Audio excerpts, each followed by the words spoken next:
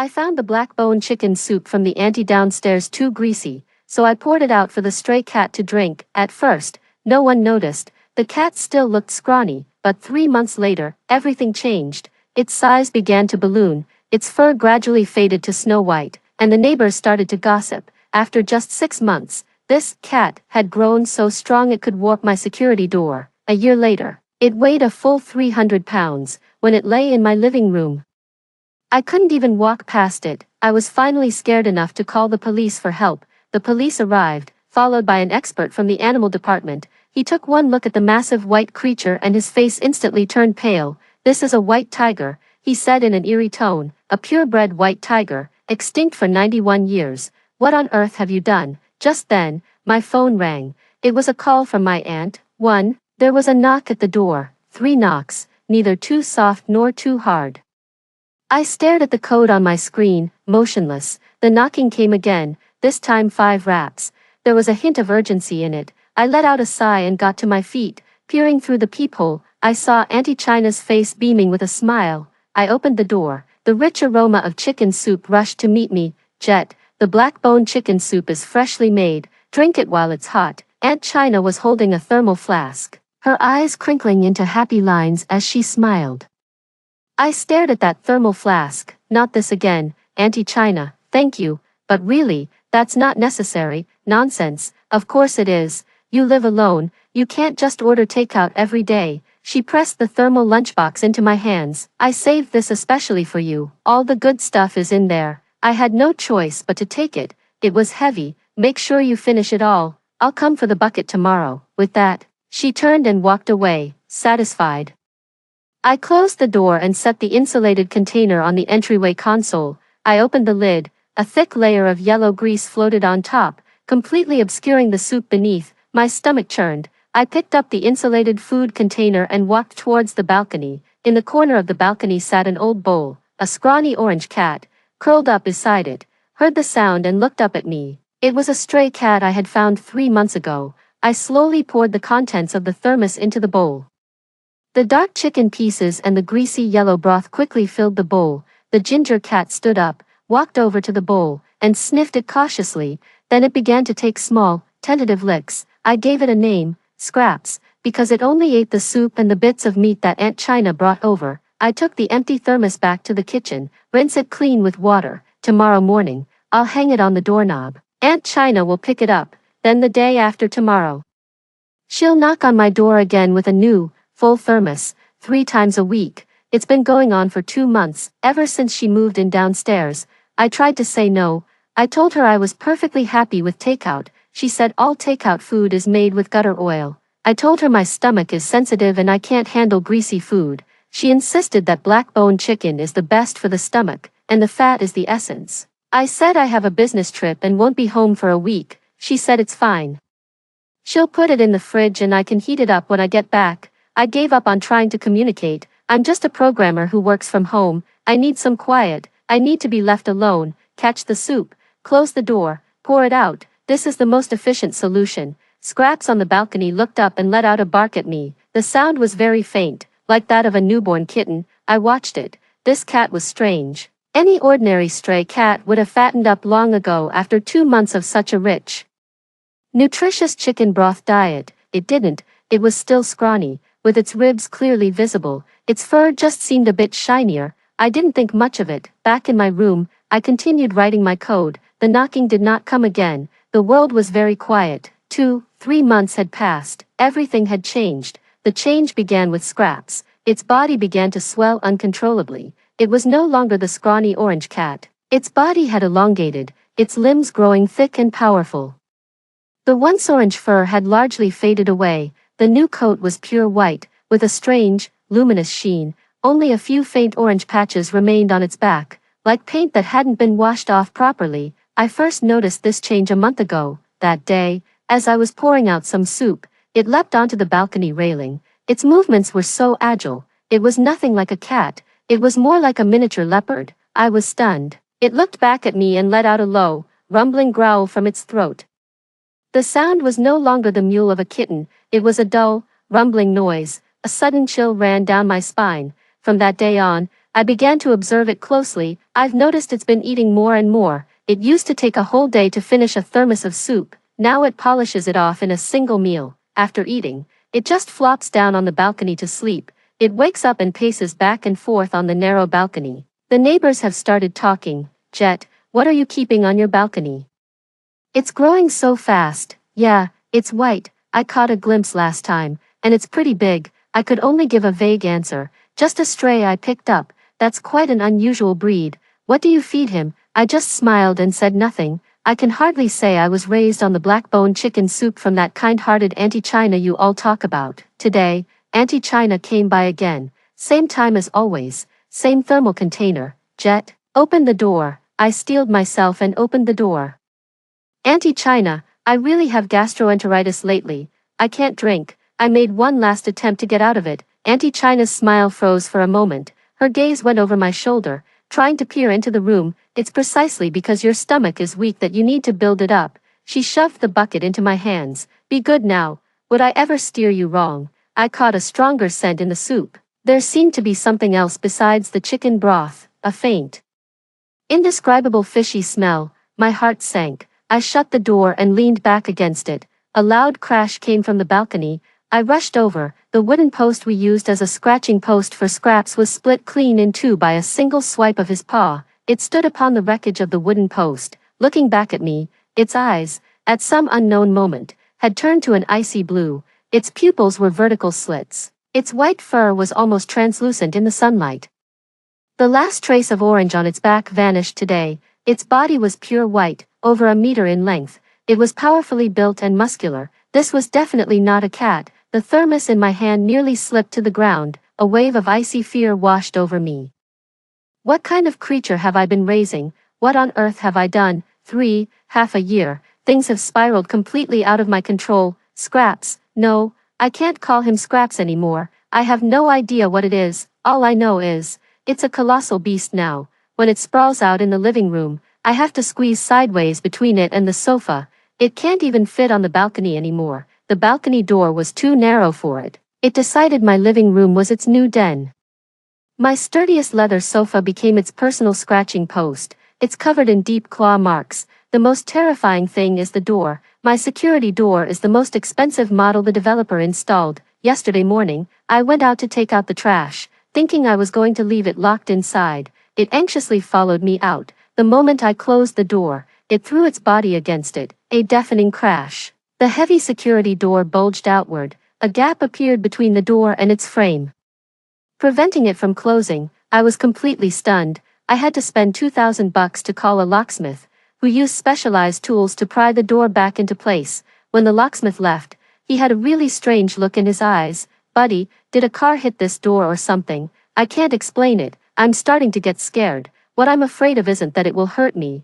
It's still quite gentle with me. It would rub its massive head against my leg. A rumbling purr, like a tractor, would come from its throat. What I feared was that I could no longer hide it. The downstairs neighbors started to complain. They complained about strange animal howls coming from my place in the middle of the night. They said there's always the sound of something heavy walking around on my ceiling. The property manager has called me 3 times about it. All I could do was keep apologizing and promise to be more mindful. But how was I supposed to know? How am I supposed to keep some unknown beast quiet? Aunt China is still delivering her soup. Now, she's bringing it in the largest thermos you can get. She said, Jet, you haven't been looking well lately, so I've added a little something special for you. As the increasingly heavy, metallic scent filled the air, my hands began to tremble. I didn't dare feed it anymore, but if I didn't feed it, it would grow restless, banging its head against the wall, tearing at the sofa with its claws. I had no choice but to grit my teeth and pour that greasy, fishy-smelling broth out for it. It ate with obvious relish. Today, I completely fell apart. I came home from work and found it sprawled out on my bed. The latex mattress I spent over $10,000 on now had a huge, deep dent in the middle from its weight. It saw me and got to its feet. Then it stretched with a big, lazy yawn. Its claws shot out from its paw pads, effortlessly shredding the bedsheet and the mattress beneath. I watched as tufts of cotton and shreds of latex flew out. I looked into its ice blue eyes.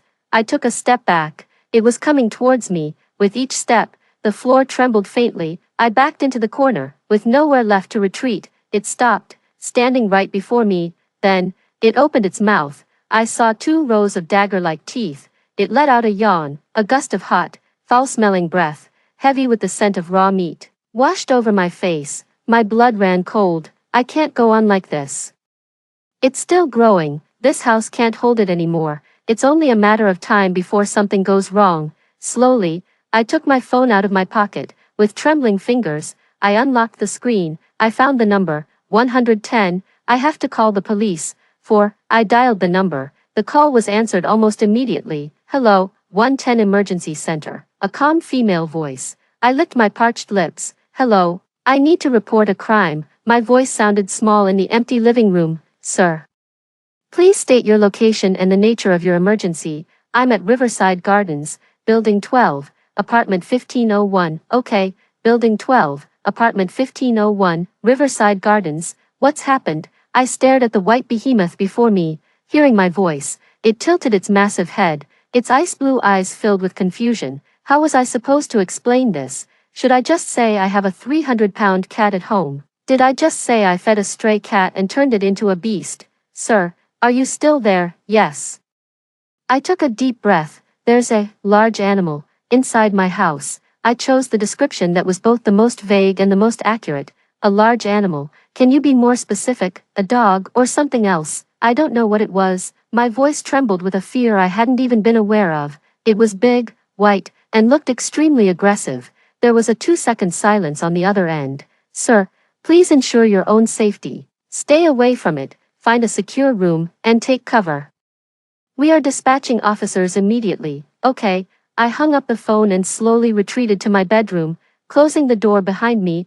I didn't lock it. I was afraid of provoking it. I leaned against the door and could hear it moving around in the living room, heavy, slow, like a little tank. 10 minutes felt like an eternity. The knock at the door finally came. It wasn't like Aunt China's. It was urgent and forceful, carrying an air of unquestionable authority. Police, can anyone hear me in there?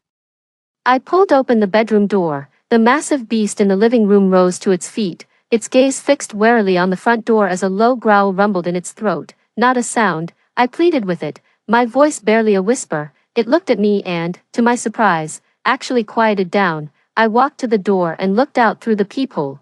2 young police officers in uniform. I opened the door. Hello, you're the one who called the police. The lead officer looked at me, his expression stern. That's me. Where is this large animal you mentioned? The other officer's gaze had already moved past me, scanning my living room. Then, his expression froze. His hand instinctively went to the holster at his hip. The lead officer followed his gaze. His pupils contracted sharply. In the center of the living room stood the massive, snow-white beast. Its presence was more oppressive than any beast I'd ever seen in photos or videos. Its muscles were taut, its eyes a cold blue. And its stance was a silent, powerful pose. The air seemed to freeze. The 2 seasoned police officers wore identical expressions on their faces, shock, disbelief, and a state of high alert. Step back, the lead officer whispered to me, his voice tight. He himself began to slowly back away, one deliberate step at a time. At the same time, he raised his walkie-talkie. His voice was hushed, but thick with a sense of desperate urgency. Command Center, this is Unit 1501, Building 12. Riverside Gardens requesting immediate backup. I repeat, requesting backup. We have a visual on what appears to be a large feline predator. It's massive. Situation is critical. Lock down the area. Contact Zoo and Forestry Department specialists immediately. I watched them, their faces etched with the grim focus of facing a formidable enemy. I saw the beads of nervous sweat glistening on their foreheads. It suddenly dawned on me, the mess I had created. It's much bigger than I imagined. 5. In less than half an hour, my front yard was transformed into an emergency operations center. 2 police officers had become over a dozen fully armed tactical officers. They weren't holding ordinary pistols, but submachine guns. Several SWAT officers, armed with riot shields, formed a semicircular defensive perimeter outside my front door. The hallway was packed with people, the property manager, the neighborhood committee busybody, and neighbors who had heard the commotion. Everyone was held back by the police tape, craning their necks and buzzing with speculation. What's going on? What happened in 1501? I heard there's a criminal inside. No, I heard the police say a wild animal got in. Aunt China wasn't among them. I was being protected by two police officers in the stairwell corner. An older officer was taking my statement. Name, Jet, you're telling me this beast is a stray cat you picked up a year ago. The police officer's expression was odd, as if he was listening to a tall tale. Yes, what did you feed it? Black bone chicken soup. What? The officer thought he must have misheard. Black bone chicken soup from the neighbor downstairs. I repeated. I thought it was too greasy. So I gave it to him. The officer fell silent. He lowered his head to write something in his notebook, but I could see his hand trembling. He was probably wondering how he was going to write up the report on this case. Just then, a ripple of unrest went through the crowd. Several people in white lab coats, carrying cases, approached under police escort. The experts are here. The zoo experts are here. Leading them was a silver-haired, bespectacled old man with a scholarly air. He appeared to be in his 60s and walked with a steady gait. Professor Liu, this is the place, said the SWAT team leader, pointing at my door. Professor Liu gave a nod and walked up to the door. He didn't rush in, but instead peered inside through the crack in the door. In the living room, the massive creature, seemingly disturbed by the commotion outside, was pacing restlessly. Its massive frame felt overwhelmingly oppressive in the modestly sized living room. Professor Liu only took one look. It was as if he had been hit by a petrifying spell, frozen in place. He adjusted his glasses and took another look. Then, he whirled around, his face deathly pale, his lips trembling. He looked at the SWAT team leader. The tranquilizer gun, use the maximum dose, and tell everyone, under no circumstances should you provoke it. Do not. His voice cracked with emotion. The young researchers behind him saw what was inside and each one gasped in shock. Professor, is this an albino variant of a Siberian tiger? Its size is unbelievable, one of the young men asked. Professor Liu shook his head. He stared fixedly into the room, his eyes a complex mixture of fear, fervor, and sorrow. No, it's not. His voice was soft, yet it reached each of our ears with perfect clarity. The shape of its skull, its shoulder-to-height ratio, and this pure, unblemished white pelt. This is no known albino predator. He turned and looked at me, his gaze sharp as a blade. You, come here. I was led over by the police officer. Tell me the truth. How long have you been keeping it, and what have you been feeding it? I repeated to them what I had told the police. Black bone chicken soup. A neighbor gave it to us. After hearing this, Professor Liu closed his eyes, as if enduring immense pain. When he opened them again, he spoke in an eerie, almost dreamlike tone. This isn't a cat. It's not even an ordinary tiger. He spoke slowly, each word heavy with awe. This is a purebred South China white tiger. According to the last official record, it's been extinct in the wild for 91 years. My God, an extinct species, alive. What on earth have you done to it? How did it grow so large? A deathly silence fell over the hallway. Everyone was stunned into silence by the news. Extinct for 91 years, a pure-blooded white tiger. I stared at the 300-pound behemoth in my living room, my mind completely blank. What I'm raising is not a cat. I'm raising a walking, Grade 1 National Protected Artifact, a miracle that was declared extinct. Just then, my phone in my pocket began to vibrate frantically. The shrill ringtone was especially piercing in the deathly silent hallway. With trembling hands, I took it out. 2 words flashed on the screen, Anti-China. 6. All eyes were fixed on my phone. Professor Liu's gaze was particularly sharp. Answer it. That was all he said. My finger felt as heavy as lead. I swiped to answer and put the call on speaker. Hello, Jet, are you home? The sickeningly familiar voice of Aunt China came through, warm, affectionate, and dripping with false concern. Auntie made you some turtle soup today. It's very nourishing. Didn't you say you've been feeling run down lately? This is perfect for that. Should I bring a bowl up for you? Turtle soup. My heart sank. Silky chicken soup is potent enough to fatten up a 300-pound white tiger.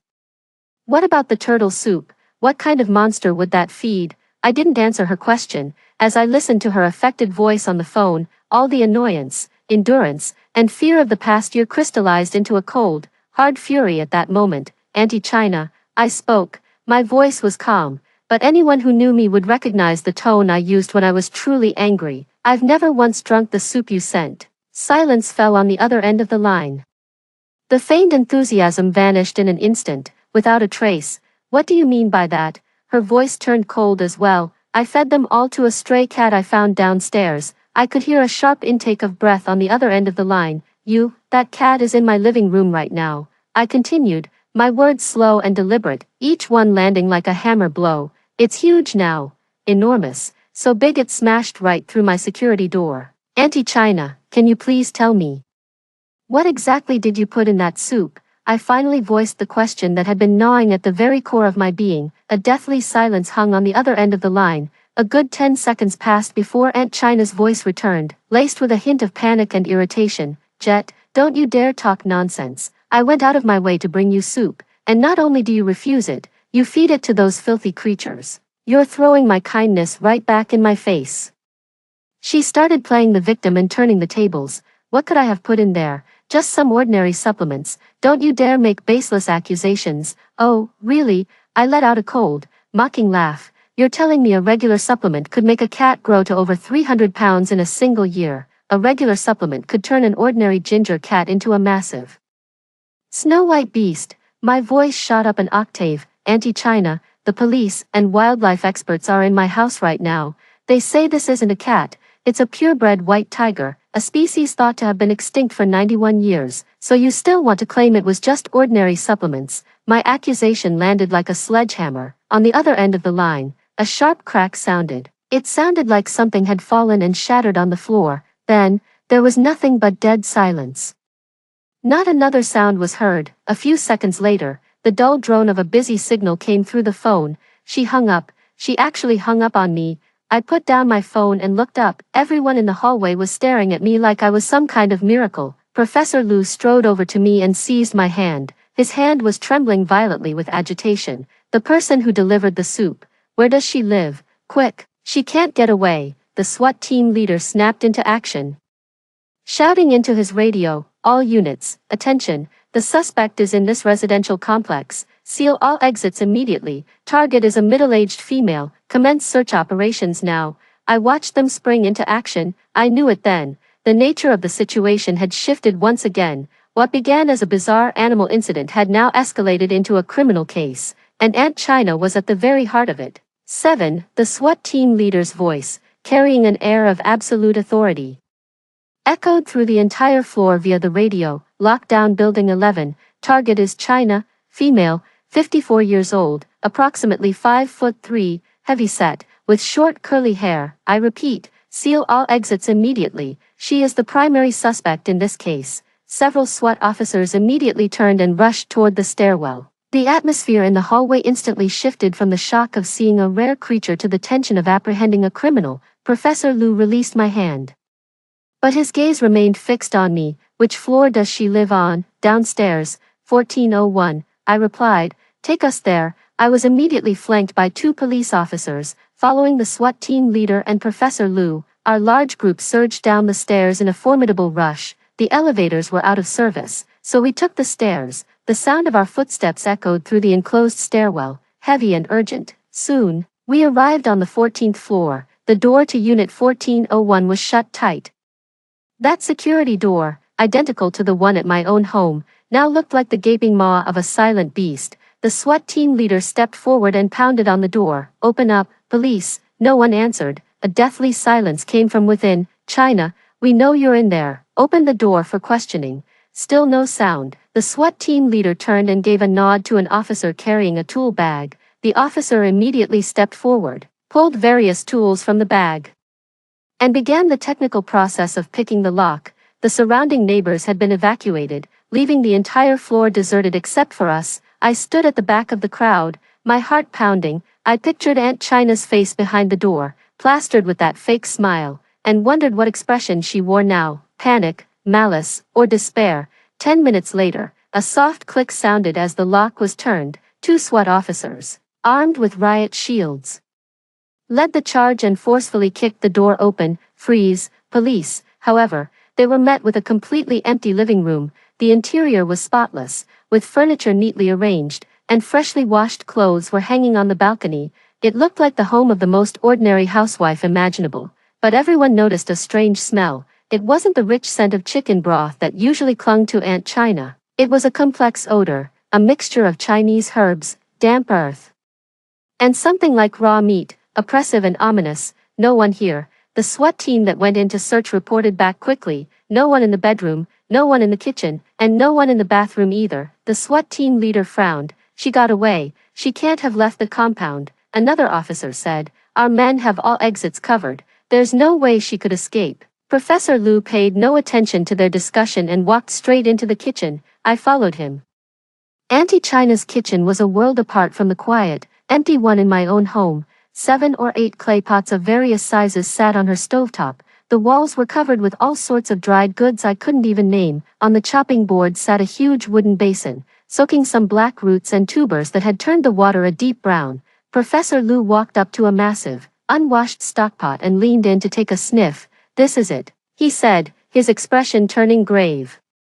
The source is right here. With his gloved hand, he scraped a small residue of broth from the bottom of the pot and placed it into an evidence bag. Captain, Professor Lu said, straightening up to address the SWAT team leader, I recommend you conduct an immediate and thorough search of this premises. This woman is far more than just a helpful neighbor. Her problem might be far more serious than we ever imagined. Just then, a young officer in charge of searching the bedroom came running over, a picture frame in his hand. Captain, look at this. The SWAT team captain took the frame. It was an old black and white photograph, showing an elderly man dressed in a traditional long gown and Mandarin jacket, seated in a grand, carved wooden armchair, with several young men standing behind him, and there, lying at the old man's feet, was a formidable tiger. Not a white tiger, but a magnificent, vividly striped one.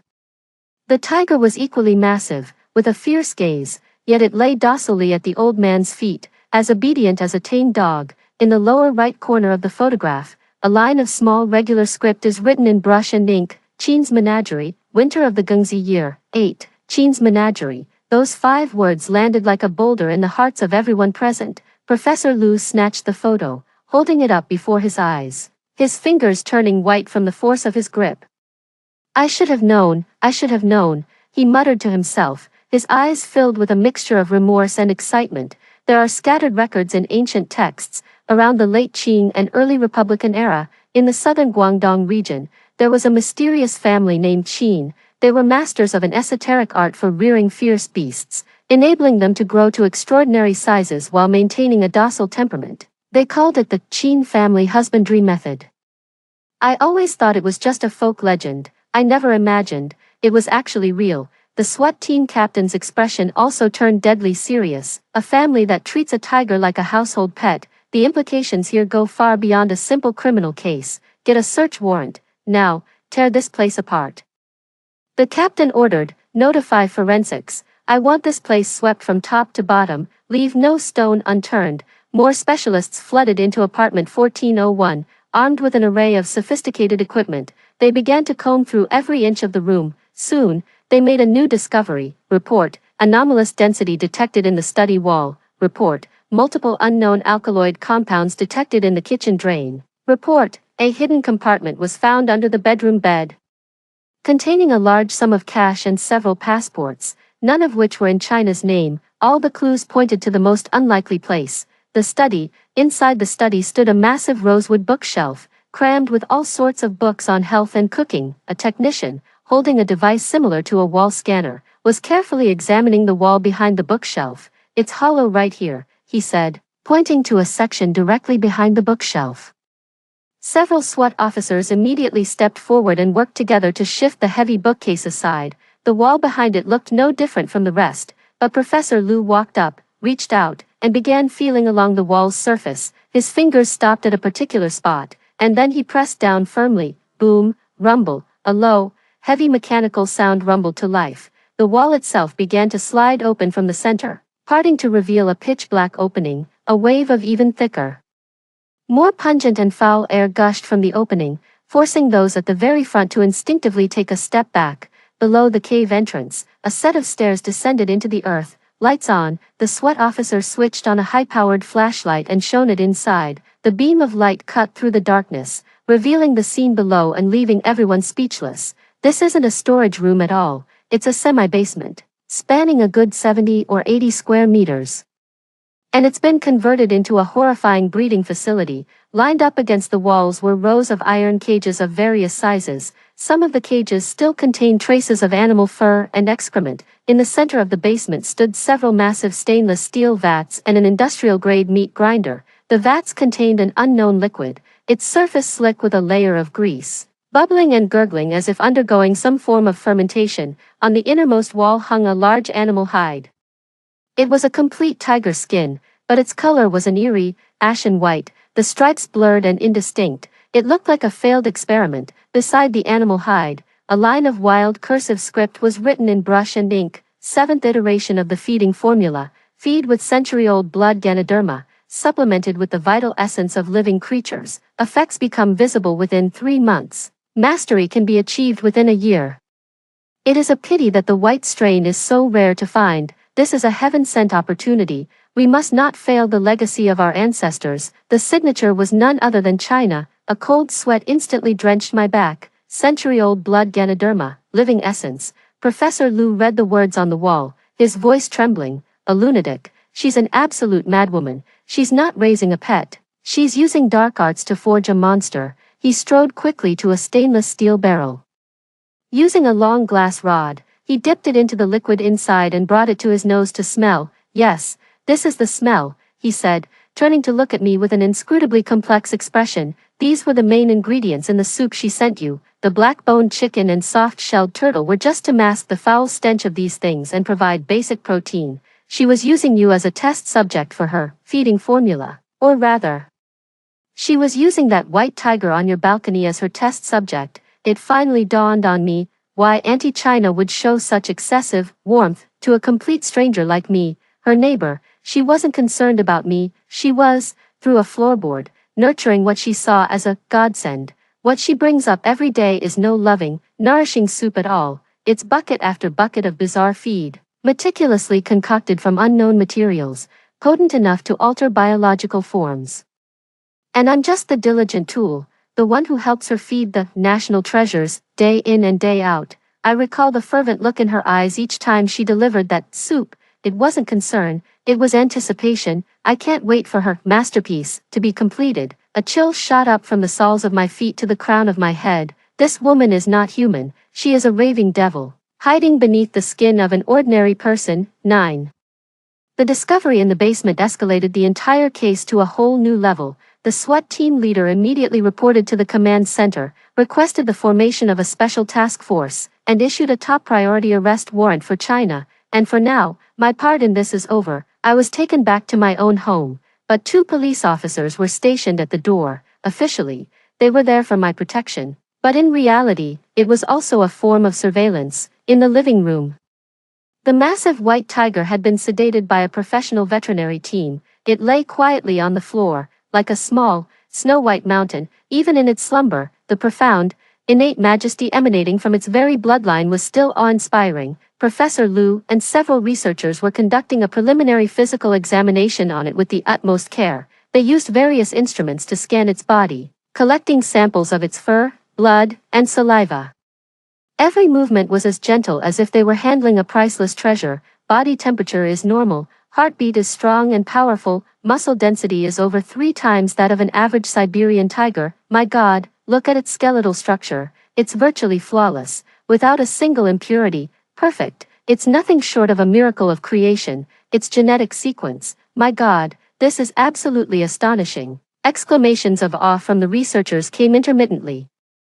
The way they looked at the white tiger was like believers witnessing a divine miracle. After completing the preliminary examination, Professor Liu removed his gloves and walked over to me. His expression was stern, but the sharpness had left his eyes, replaced by a touch of gentleness. Comrade Jet, on behalf of the National Wildlife Protection Center, I'd like to express our gratitude to you. He extended his hand to me. I was taken aback, instinctively reaching out to shake it. Thank you.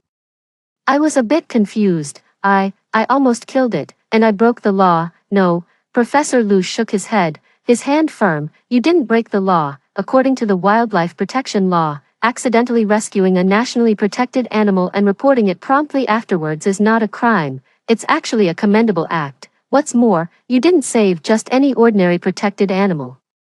In a way none of us could have imagined, you brought a species that had vanished from the earth nearly a century ago back before our very eyes. He pointed at the slumbering white tiger, his voice filled with emotion. Its existence holds immeasurable value for the entire field of biology, for our nation, and indeed, for the whole world. From that perspective, you, Jet, are a hero, a hero. When I heard that word, my mind went completely blank. I'm just a programmer who doesn't want to drink any greasy motivational soup. All I wanted was to code in peace. How did I end up a hero? Of course, the whole affair is truly bizarre, and there are many aspects that require investigation, Professor Liu continued, but please believe me, the nation and its people will not forget your contribution. With that, he patted me on the shoulder. Next, this white tiger needs to be transferred to the special conservation facility at our center. It has the most professional team and the most suitable living environment for it. The relocation process will be quite complex. We'll need to use heavy lifting equipment to lower it from your balcony. We appreciate your cooperation. I understand, I said with a nod. That afternoon, a massive crane truck rolled into our residential complex. A crowd of neighbors had gathered downstairs, all looking up at my apartment on the 15th floor, under the direction of the SWAT team and experts. The sleeping white tiger, wrapped in a massive, specially made safety net, was slowly lowered from my balcony. As that snow-white figure appeared suspended in mid-air, the crowd below erupted in gasps of astonishment. Everyone pulled out their phones to capture this scene straight out of a myth. I stood on the balcony, watching it drift further and further away. A sudden emptiness opened up inside me. That cat, who'd eaten my scraps for a year, that big creature who turned my home upside down, was just gone. It seems my life can finally return to peace, but I knew there was no going back. That evening, Professor Liu came to see me again. Comrade Jet, I have a rather presumptuous request. He looked weary, yet his spirits were high. The white tiger has arrived safely at the base, but its emotional state is highly volatile. It refuses to let anyone near, isn't eating or drinking, and keeps roaring, as if searching for something. A thought struck me. Is it looking for me? Professor Liu nodded. Our analysis suggests that during this past year of you caring for it, it has come to see you as its only family. The trust imprinted during its early development is something that can't be replicated or replaced later on. He looked at me, his eyes filled with earnest sincerity. Therefore, we'd like to formally offer you a position as a special consultant for our conservation center. I hope you can put your work on hold temporarily and come with us to the base to help the white tiger through its initial adjustment period. The state will compensate you for all your losses, including lost wages and missed work, at double the rate. Furthermore, in recognition of your immense contribution to this incident, the center will also apply to the state for a substantial special bonus on your behalf. I looked at Professor Liu's sincere face. I remembered the way the colossal beast nudged my pant leg with its massive head. I remembered its icy blue eyes, full of dependence, looking at me. I barely hesitated. All right, I'll go with you. My life, which began with a bowl of chicken soup I never wanted, veered completely into a direction I had never imagined, and that instigator, China, her life on the run was about to come to an end. Just as I agreed to Professor Liu's request, my phone rang. It was the SWAT team leader in charge of the case. Mr. Jet, I have good news. Our team intercepted China at the toll booth on the way out of the city. She's in custody. 10. I was taken to the interrogation room at the municipal police headquarters, not as a suspect, but as the most crucial witness. The SWAT team captain personally received me and poured me a cup of hot water. China is being tight-lipped, refusing to say a word, he said with a grave expression. She only claims she meant well but messed up, insists she knows nothing about what was in the soup, and even turned the tables, accusing you of making a false accusation. I held the warm paper cup and remained silent. We know she's lying. The evidence from the basement is more than enough to convict her, but we want the full truth, especially the ingredients and mechanism of that feeding formula. It's crucial for us to understand Baihu's physical condition.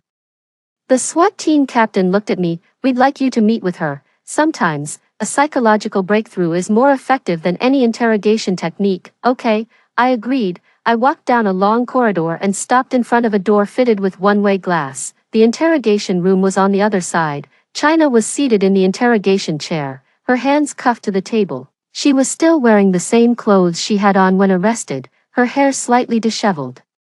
The insincere smile was gone from her face. In its place was a cold, stubborn silence. She looked like an ordinary middle-aged woman, sulking after having done something wrong. But only I knew what a mad soul lay beneath that skin. I pushed the door open and walked in, hearing the noise. She looked up, seeing it was me. Her pupils contracted for a moment before settling back into a deathly calm. I ignored the officer beside me, walked straight over, and sat down across from her. Only a cold metal table stood between us. I just came from the conservation base, I began, my voice quiet but clear. China's eyelid twitched. He's in a bad way, I said, looking her straight in the eye and enunciating each word. He won't eat or drink, and he snarls at anyone who comes near. The enclosure at the base is made of special grade steel, and it's covered in claw marks from him. Is he looking for you? No, he doesn't know you. He's looking for the person who brought him his broth every day. He's looking for me, I stated the facts, my tone devoid of anger, carrying only a calmness she couldn't bear.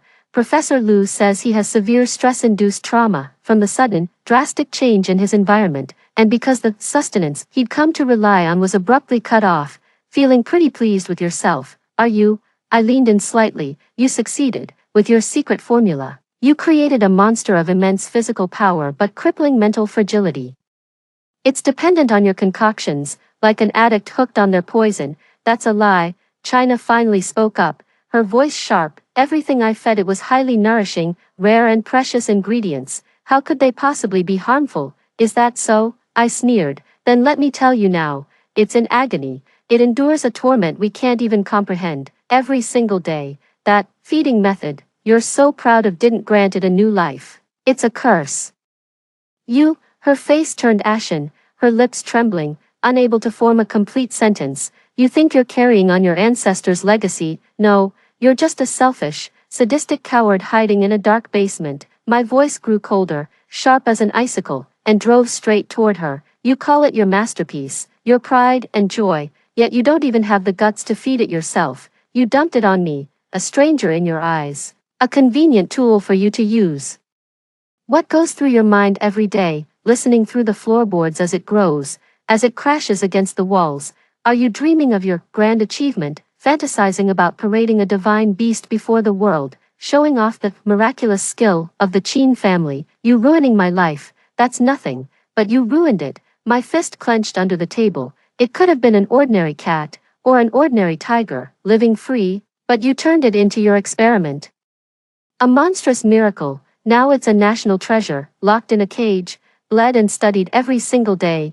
Is this the destiny you wanted for it? China's psychological defenses crumbled, piece by piece, under the weight of my words. The color drained from her face, the stubbornness in her eyes dissolved into vacancy, then finally curdled into a look of pure, venomous hatred. It was all you, she suddenly shrieked. Like a trapped animal, you destroyed my life's work, Jet.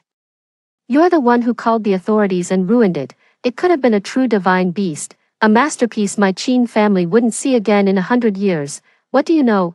What could a mere mortal like you possibly understand? She thrashed about like a woman possessed, her handcuffs clanging violently against the metal table. The officers outside the interrogation room rushed in and pinned her down. I stood up, looking down at her from my full height. I don't understand, I said. All I know is that the moment you saw it as a creation and not a living being, you had already lost. Your beast-keeping hall ends with you. Its legacy is broken. With that, I turned and left the interrogation room. Behind me was the sound of her desperate, venomous scream. I knew it was all over. 11. China's psychological defenses had completely collapsed. I left the interrogation room and took a seat in the adjacent observation room, where Professor Liu and the SWAT team leader were both present. Through the one-way glass, I could see China inside, slumped in the chair like a limp rag. Her eyes were vacant, and she kept muttering something under her breath. The menagerie, my divine beasts, they're all gone. The SWAT team leader handed me a bottle of water and patted me on the shoulder. Nice work, Jet. Sometimes, shattering someone's obsession is more effective than any other method. I was no longer needed for the interrogation that followed. China seemed to find her voice, spilling everything without holding back. Her story is even more absurd and more tragic than we ever imagined. The Qin family, known as the Qin bestiary, did indeed experience a brief period of glory a century ago. They were not natives of southern Guangdong, but rather a mysterious clan that migrated from beyond the Great Wall. They possessed a secret, unknown method for rearing ferocious beasts. Known as the feeding formula, it could cause tigers, leopards, and the like to grow to immense size and obey their master's every command. In that chaotic era, their craft won them great favor among the various warlords, and for a time, They enjoyed immense prestige, but as times changed, firearms replaced fierce beasts, and this craft rapidly fell into decline. By the time of China's grandfather's generation, the beast-keeping studio had completely collapsed. To escape the ravages of war and the subsequent political purges, they were forced to conceal their identities and scatter to the winds. That once proud art of husbandry became an unspeakable secret and a heavy burden to bear. China was the last heir to the beast-keeping pavilion. On his deathbed, her father placed the tattered Manual of Husbandry into her hands, telling her that restoring the Qin family's glory was her life's mission. This obsession took root in China's heart like a malignant tumor, growing and festering, and it haunted her for most of her life. She married, had children, and lived the life of an ordinary woman, yet deep in her heart, the flame of reviving the beast-nurturing pavilion had never been extinguished. While living an ordinary life on the surface, she secretly studied the nurturing manual in the shadows, even conducting experiments on animals like rabbits and stray cats in her own basement. The grayish-white tiger pelt hanging on the wall was the result of her boldest attempt many years ago, a failed one. That failure taught her that ordinary beasts simply couldn't withstand the potency of the nurturing manual's elixirs. She needed a seed of exceptional talent. A year ago, by pure chance, she discovered the scrawny orange kitten curled up in a cardboard box in the greenbelt outside our neighborhood. She said she knew it was extraordinary from the very first glance. That wasn't the gaze of a cat, China said in the interrogation room, her voice taking on a dreamlike quality. That was the gaze of a king, frail, perhaps, but the nobility in its bloodline was unmistakable. She was overjoyed, convinced this was a gift from the heavens. After observing for a few days, she realized the little tiger was critically weak and wouldn't survive much longer. She didn't dare take it home. The risk was far too great. That's when she noticed me. A reclusive programmer who almost never interacts with the neighbors, a perfect, trouble-free foster parent. A meticulous, almost diabolical plan took shape in her mind. She proactively moved into the apartment below mine, posing as an overly enthusiastic neighbor, and began bringing me soup under the guise of caring for me. She knew I wasn't one for socializing, and she was right that I'd never drink those greasy soups. She even rummaged through the trash bin outside my door, confirming how I disposed of the soup. When she saw me pouring the soup out for that little tiger to drink, she knew her plan had worked. Every day, she meticulously calculated the dosage for the soup, constantly refining the formula based on the instructions in the feeding manual. The fermentation vats in the basement were the tools she used to produce the core medicinal catalyst for her feeding formula. As for the ingredients of that catalyst, she remained tight-lipped, claiming it was a family secret. However, police forensics detected DNA from multiple animal species in her meat grinder, including several protected ones, separated by just a ceiling. She quietly tended to her mythical beast. She was ecstatic with each sign of its growth and thrilled by every mutation it underwent. Her original plan was to wait until the white tiger had fully matured. Then, she would drug me, spirit the tiger away without a trace, and transport it to a remote mountain base she had already secured, completing the final step in her family's revival. She had even lined up overseas buyers, ready to sell the white tiger as a divine beast for an exorbitant price to secure what she called her revival funds. However, she hadn't anticipated that the tiger's growth rate would far exceed her expectations, and she certainly never expected that I, the seemingly compliant pawn in her eyes, would choose to call the police. I was so close, just one more step. In the interrogation room, China buried her face in her hands, letting out a choked sob. There wasn't a trace of remorse in that cry, only pure, seething resentment and bitter frustration. I silently switched off the listening device. I have no desire to hear this woman's story any longer, a lunatic, twisted by family obsession and utterly devoid of humanity. Her fate is to spend the rest of her days behind bars. As for me, my new life with that white tiger is just beginning. 12. I left the municipal bureau. The sunlight outside was warm and bright, washing over me and dispelling the chill I'd carried from the interrogation room. Professor Lu's car was waiting right at the entrance. The car was quiet on the way back. Professor Lu seemed to notice my exhaustion and spoke up. China's case has been handed over to the judicial authorities. Based on the evidence we provided and her illegal activities in the basement, with multiple charges combined, she's looking at a minimum of 15 years in prison. The name, Cheen's Beast Feeding Studio, will be consigned to the dustbin of history. I nodded, feeling a great weight lift from my shoulders. As for the ingredients in those feeding formulas, Professor Lu sighed, we're still analyzing them. Preliminary findings indicate they contain large quantities of unknown hormones that stimulate organism growth, along with some addictive neurotoxins. This has caused irreversible damage to the white tiger's body. Its future health prospects are not good. That's also why it's so irritable now and so heavily dependent on those soups. My heart tightened. Can it be cured? We will do everything in our power. Professor Lu's expression was resolute. We've assembled a national task force of the top veterinarians and biologists. That's precisely why we urgently need you. You're the only person it trusts. Your presence is the most critical component of the treatment plan. The car sped along, quickly leaving the city behind and entering an area surrounded by mountains. Over an hour later, we arrived at a massive, heavily guarded compound with armed police officers stationed at its entrance. A sign hung at the gate read, National Rare Species Conservation and Research Center. This was to be the white tiger's new home. Once inside the base, I discovered a whole new world lay within. This place feels less like a zoo and more like a high-tech ecological laboratory. Behind the massive glass walls are habitat zones simulating various natural environments. Researchers in white lab coats moved about, their expressions a mix of haste and intense focus. Professor Lu led me to a separate office building and into a room. He took a document and a red booklet from the drawer and handed them to me. Comrade Jet, this is a document jointly issued by the relevant national authorities. I opened the document, and the first thing I saw was the title printed in bold font, Decision on commending Comrade Jet for his significant contribution to the discovery and protection of the extinct species, South China tiger. The document was lengthy, providing a detailed account of the entire incident and offering high praise for my actions. At the end of the document were the specific reward measures. In recognition of Comrade Jet's immense contributions, it has been decided to confer upon him the honorary title of National First Class Protected Model Hero, and award a one-time bonus of 5 million renminbi. 5 million. I looked at that string of zeros, and it all felt a bit surreal. I just don't feel like having any of that inspirational talk.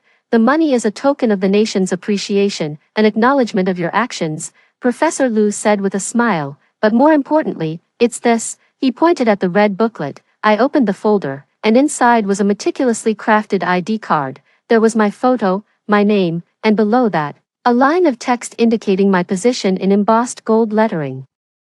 National Rare Species Conservation and Research Center, Special Advisor, Jet, starting today, you are officially one of us, Professor Lu said. Your salary and benefits will match those of the center's highest-ranking researchers. We have prepared an expert apartment for you, so you needn't worry about any living arrangements. Your sole task is to help us take good care of it. Holding that weighty work ID, a whirlwind of emotions swept through me. In just a few short days, my life was turned completely upside down. I went from being a reclusive programmer to a national hero, a multi-millionaire with the title of Special Advisor, and it all started with that bowl of black-bone chicken soup I poured down the drain. Come on, I'll take you to see it. Professor Lu led me through several security checkpoints to a massive indoor arena. The entire arena was partitioned by thick, bulletproof glass. Beyond the glass lay a vast space simulating a mountain forest, complete with artificial rock formations, a stream, and dense vegetation. At the very peak of the artificial rockery, the massive, snow-white beast lay in repose. Its form remained powerful and agile, its fur gleaming with a sacred light under the lamps, but its eyes were filled with unease and wariness. It would rise from time to time, pacing restlessly, a deep, resonant growl rumbling in its throat that made the entire pavilion hum. It's been like this ever since it came back, Professor Lu whispered beside me. It hasn't touched a single piece of the premium-grade raw beef we prepared. I walked up to the glass. The white tiger inside seemed to sense something. It halted its pacing, turned its massive head, and fixed its ice-blue eyes in my direction. At first, there was only wariness and scrutiny. After a few seconds, the ferocity and unease in its eyes gradually faded away. In their place came a look of confusion, a glimmer of recognition. Slowly, it descended from the artificial rockery. Its steps were heavy, yet tinged with hesitation. It walked up to the glass wall, and we stood there, separated by the thick pane, our eyes meeting, its massive head tilted slightly, as if trying to confirm something. Then, it let out a low, mournful whimper. The sound was no longer a roar, but one filled with grievance and dependence, like a lost child who had finally found their way home. It gently pressed its head against the cold glass wall, a familiar, tractor-like purr rumbling in its throat. In that moment, my nose tingled with emotion. I knew then that my new life had truly begun. 13. I've officially started my new job. There was no welcome ceremony, no polite small talk. Everything proceeded with maximum efficiency. I was issued a dark blue uniform with the Conservation Center's logo on the chest, along with my own personal ID card. With this card, I can access most areas of the facility, including the Class A ecological dome that houses the white tiger. Professor Liu led me into the conference room, where all the core members of the special task force were already assembled. Around the white conference table, a thick dossier lay before each person. The atmosphere was as tense as a military briefing. The situation is quite grim. Professor Liu switched on the projector, and a series of complex charts and data appeared on the screen. This is our first comprehensive health report for Calum. This is the new name Professor Liu gave to the white tiger. He said it was as majestic as the Calum Mountains and carried the weight of Chinese mythology, and that continuing to call it scraps would be a desecration. I stared at the curves and terms on the screen that meant nothing to me, but the red arrows and warning symbols beside them spoke volumes about the severity of the situation. China's formula is, in essence, an extremely aggressive biological catalyst, explained a bespectacled, middle-aged expert, pointing at the screen. It forcibly activates Calum's growth genes in a short period, depleting nearly all of its life potential. Its metabolic rate is 5 times that of a normal tiger, placing an immense strain on its heart. Congestive heart failure could occur at any moment, a younger female researcher added. The bigger issue is addiction. We've isolated a structurally complex alkaloid from its blood sample. This substance acts directly on the central nervous system, creating a powerful dependency. Now, with the supply suddenly cut off, it's suffering severe withdrawal. The agitation and roaring you're seeing are just the beginning. A heavy silence fell over the conference room. Every face was etched with profound gravity. What we were facing was not a healthy beast, but a patient, forcibly accelerated, covered in wounds, and addicted to drugs. Standard withdrawal medications are almost useless on it. Its physiology has diverged significantly from that of a normal tiger. Physical sedation carries too high a risk. The anesthesia dosage is extremely difficult to calibrate. The slightest overdose would be fatal. It's refusing to eat or drink. At this rate, dehydration and starvation will kill it long before the withdrawal symptoms do. One piece of bad news after another came crashing down like hail. I sat in the corner, my palms slick with cold sweat. I had always believed that once we caught China, it would all be over, but only now do I realize that the real battle has just begun. The only way is substitution therapy, Professor Liu concluded decisively, his voice leaving no room for doubt.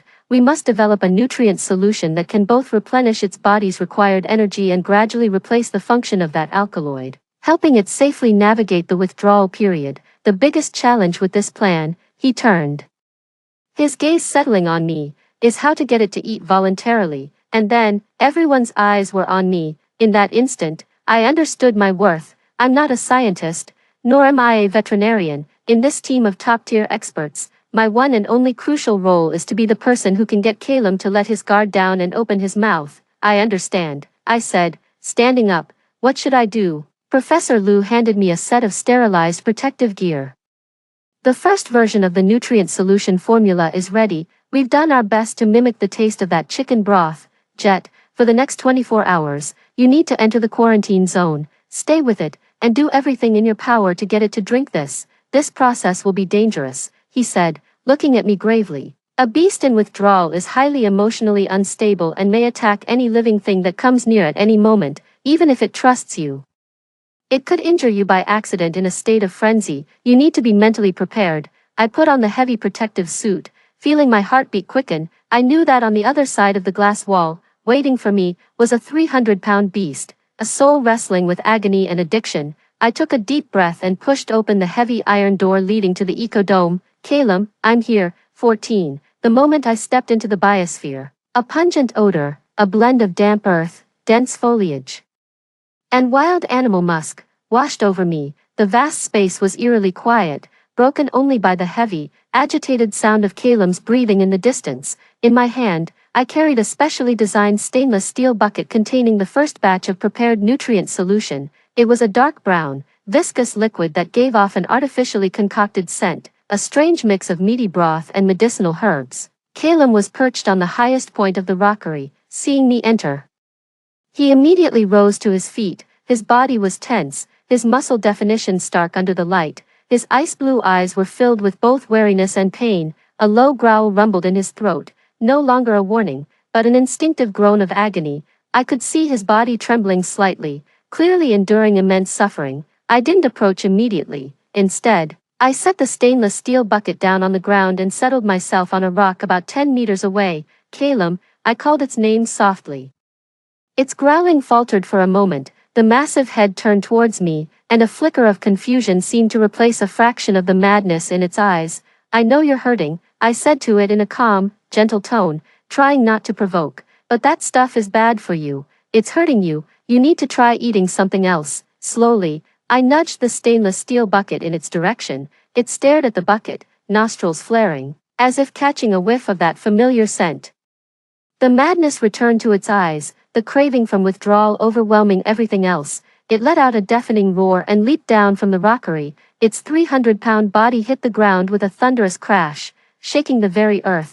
In a few strides, it charged to the barrel, lowered its head, and lapped at the liquid inside with its tongue. But after just one lick, it jerked its head up and unleashed a furious roar. "The taste is off. It's a good imitation, but it's missing the core ingredient that makes it addictive." The taste deceived it, and enraged it. Roar! It slammed its paw down on the stainless steel barrel. The specially made, reinforced barrel instantly caved in with a massive dent, splattering the nutrient solution everywhere. Then, it turned its fury on me. With eyes blazing red, it charged at me, moving as fast as a bolt of white lightning. In that instant, my mind went completely blank. In the monitoring room, Professor Liu and all the researchers held their breath, their hearts in their throats, while several security officers raised their guns. Yet, when it was less than 2 meters from me, it came to an abrupt, grinding halt. The tremendous momentum gouged deep furrows in the ground with its claws. It stared at me unblinkingly, its throaty growl shifting into ragged, panting breaths. Hot air puffing from its flared nostrils. A fierce battle raged within it, the madness in its eyes warring against the instinctive bond in its blood. My body had gone rigid, a cold sweat soaking through the clothes beneath my outer layer, but I did not retreat. I looked into its eyes and slowly reached out my hand. "Caleb, it's me." My voice was trembling, but I forced the words out. "Look at me, it's me." Its massive head slowly drew closer, mere centimeters from my hand. I could smell the fishy stench of its breath and feel the searing heat radiating from its body. It stared fixedly at my hand, the struggle in its eyes almost tearing it apart. Finally, the growl in its throat gradually subsided. With great care, it extended its barbed tongue and gave a gentle lick to the back of my hand, rough, warm. Then, as if it had spent its last ounce of strength, its massive body collapsed with a heavy thud, coming to rest at my feet and letting out a weary, exhausted whimper. In the end, it did not harm me. In the monitoring room, a wave of relief washed over everyone. A few of the younger researchers even slumped into their chairs. Professor Liu watched me on the screen, and Caleb lying at my feet, his eyes gleaming with excitement. I slowly crouched down, stroking its snow-white fur, which felt like the finest silk. I knew it then. We had made it past the hardest part. The following days became a grueling tug-of-war between Caleb and me. Waves of withdrawal symptoms tormented it. It swung between fits of manic agitation and spells of listless despair. In its frenzied state, it would bash its head against the rocks and claw at the ground, leaving the entire biosphere exhibit in utter disarray. When it was listless, it would lie perfectly still, its breathing so faint it was almost imperceptible, and I stayed right by its side. I would pour the nutrient solution into my hand and offer it to its mouth, little by little. If it wouldn't eat, then I would go hungry alongside it. When it grew frantic, I would call its name over and over, until the wild fury faded from its eyes. When it grew listless, I would lie beside it, resting my hand on its massive head so it could feel my presence. On the third night, I fell asleep leaning against a rock. In the middle of the night, I was startled awake by a faint, warm dampness. I opened my eyes to find Calum lying beside me. Carefully licking the stainless steel bowl I had placed on the ground with his tongue, he was eating on his own. It was only a few mouthfuls, but it was a huge breakthrough. I looked at him, and he lifted his head to look back at me, his ice blue eyes like two bright stars in the night. A familiar, tractor-like rumble sounded from its throat. I reached out and stroked its chin. I knew that from this moment on, it truly belonged to this world, not to China's mad dream. 15. Calum's condition is improving day by day. Thanks to the efforts of myself and the entire team of specialists, it has finally begun to consume the nutrient solution steadily, and its withdrawal symptoms are gradually subsiding. Although still physically weak, the madness and pain in its eyes have been replaced by a sense of docility and dependence. As long as I am present, it quietly lies down beside me, like a giant, oversized cat. My very existence has become the indispensable core of the entire treatment protocol. This has also given me a rather unique position within the research center. I am not a researcher, yet I possess higher clearance than many who are. I have no background in bioscience, yet I can offer my intuitive suggestions on the proposals of top experts. Most people have shown me respect and recognition, but not everyone. Bowen is the exception, in his early 30s. He is the youngest doctoral supervisor at the center, holding a Ph.D. in biology from Harvard University, with a specialization in large field ethology. He is handsome, confident, and carries a certain arrogance characteristic of the elite. From the very first day I arrived, he made no secret of his contempt for me. In his eyes, I was just a lucky programmer, an amateur who had climbed the ranks through a warped relationship with the beast, Professor Liu. I still stand by my position. During a routine meeting, Bowen openly challenged Professor Liu. Our treatment of Calum has been far too conservative and overly reliant on Mr. Jet's personal experience. It's unscientific. He adjusted his gold-rimmed glasses, his gaze sweeping over me with a hint of disdain. Withdrawal symptoms are, in essence, a disorder of the nervous system. We could absolutely employ a more advanced neural blockade therapy. By stimulating specific brain regions with microcurrents to forcibly stabilize its mood, combined with high-concentration intravenous nutrients, the efficiency would be 10 times greater than our current approach. Your proposal carries far too much risk. Another senior expert immediately countered.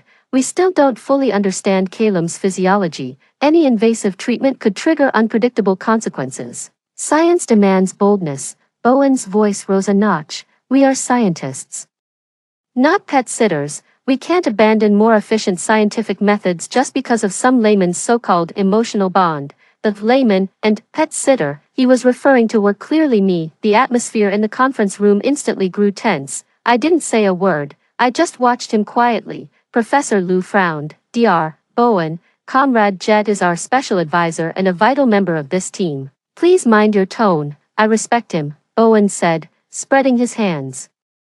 But I respect science and data more. Professor Liu, I request a controlled experiment. Give me 1 day to administer my treatment protocol. If the results are significant, we adopt it fully. If it fails, I will take full responsibility. His words were firm and decisive, carrying an air of absolute confidence. Professor Liu fell silent. Bowen's proposal is indeed very tempting. If successful, it would significantly shorten Calum's treatment cycle. Finally, under Bowen's insistence and with the support of a few young researchers, Professor Liu reluctantly nodded. All right, you have 24 hours, but Jet must be present for the entire process. If anything goes wrong, you must stop immediately. That day, for the first time, I did not enter the ecological dome. From the control room, I watched as Bowen, accompanied by 2 assistants, entered the chamber. They were clad in top-tier protective gear and carried an array of instruments.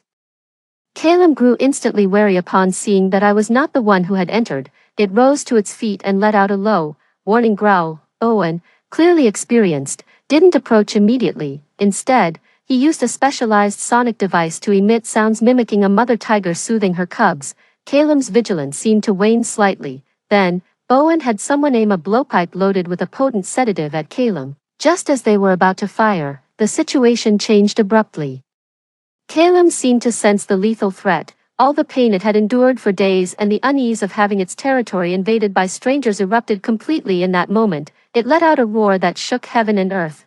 Not a warning, but a furious bellow brimming with lethal intent. Like an erupting volcano, it charged straight toward Bowen and the other two. Its speed and ferocity were more terrifying than anything they had seen before. The confidence on Bowen's face vanished in an instant. Replaced by sheer terror, his instrument clattered to the ground as he turned and fled. His two assistants were so terrified their legs turned to jelly, scrambling and stumbling toward the exit in a blind panic. Open the door, now, open it. The surveillance room descended into total chaos. Professor Liu's face was deathly pale as he roared, now, initiate the highest level emergency protocol, get the tranquilizer guns ready. But Calum was too fast, with a single swipe of its claw.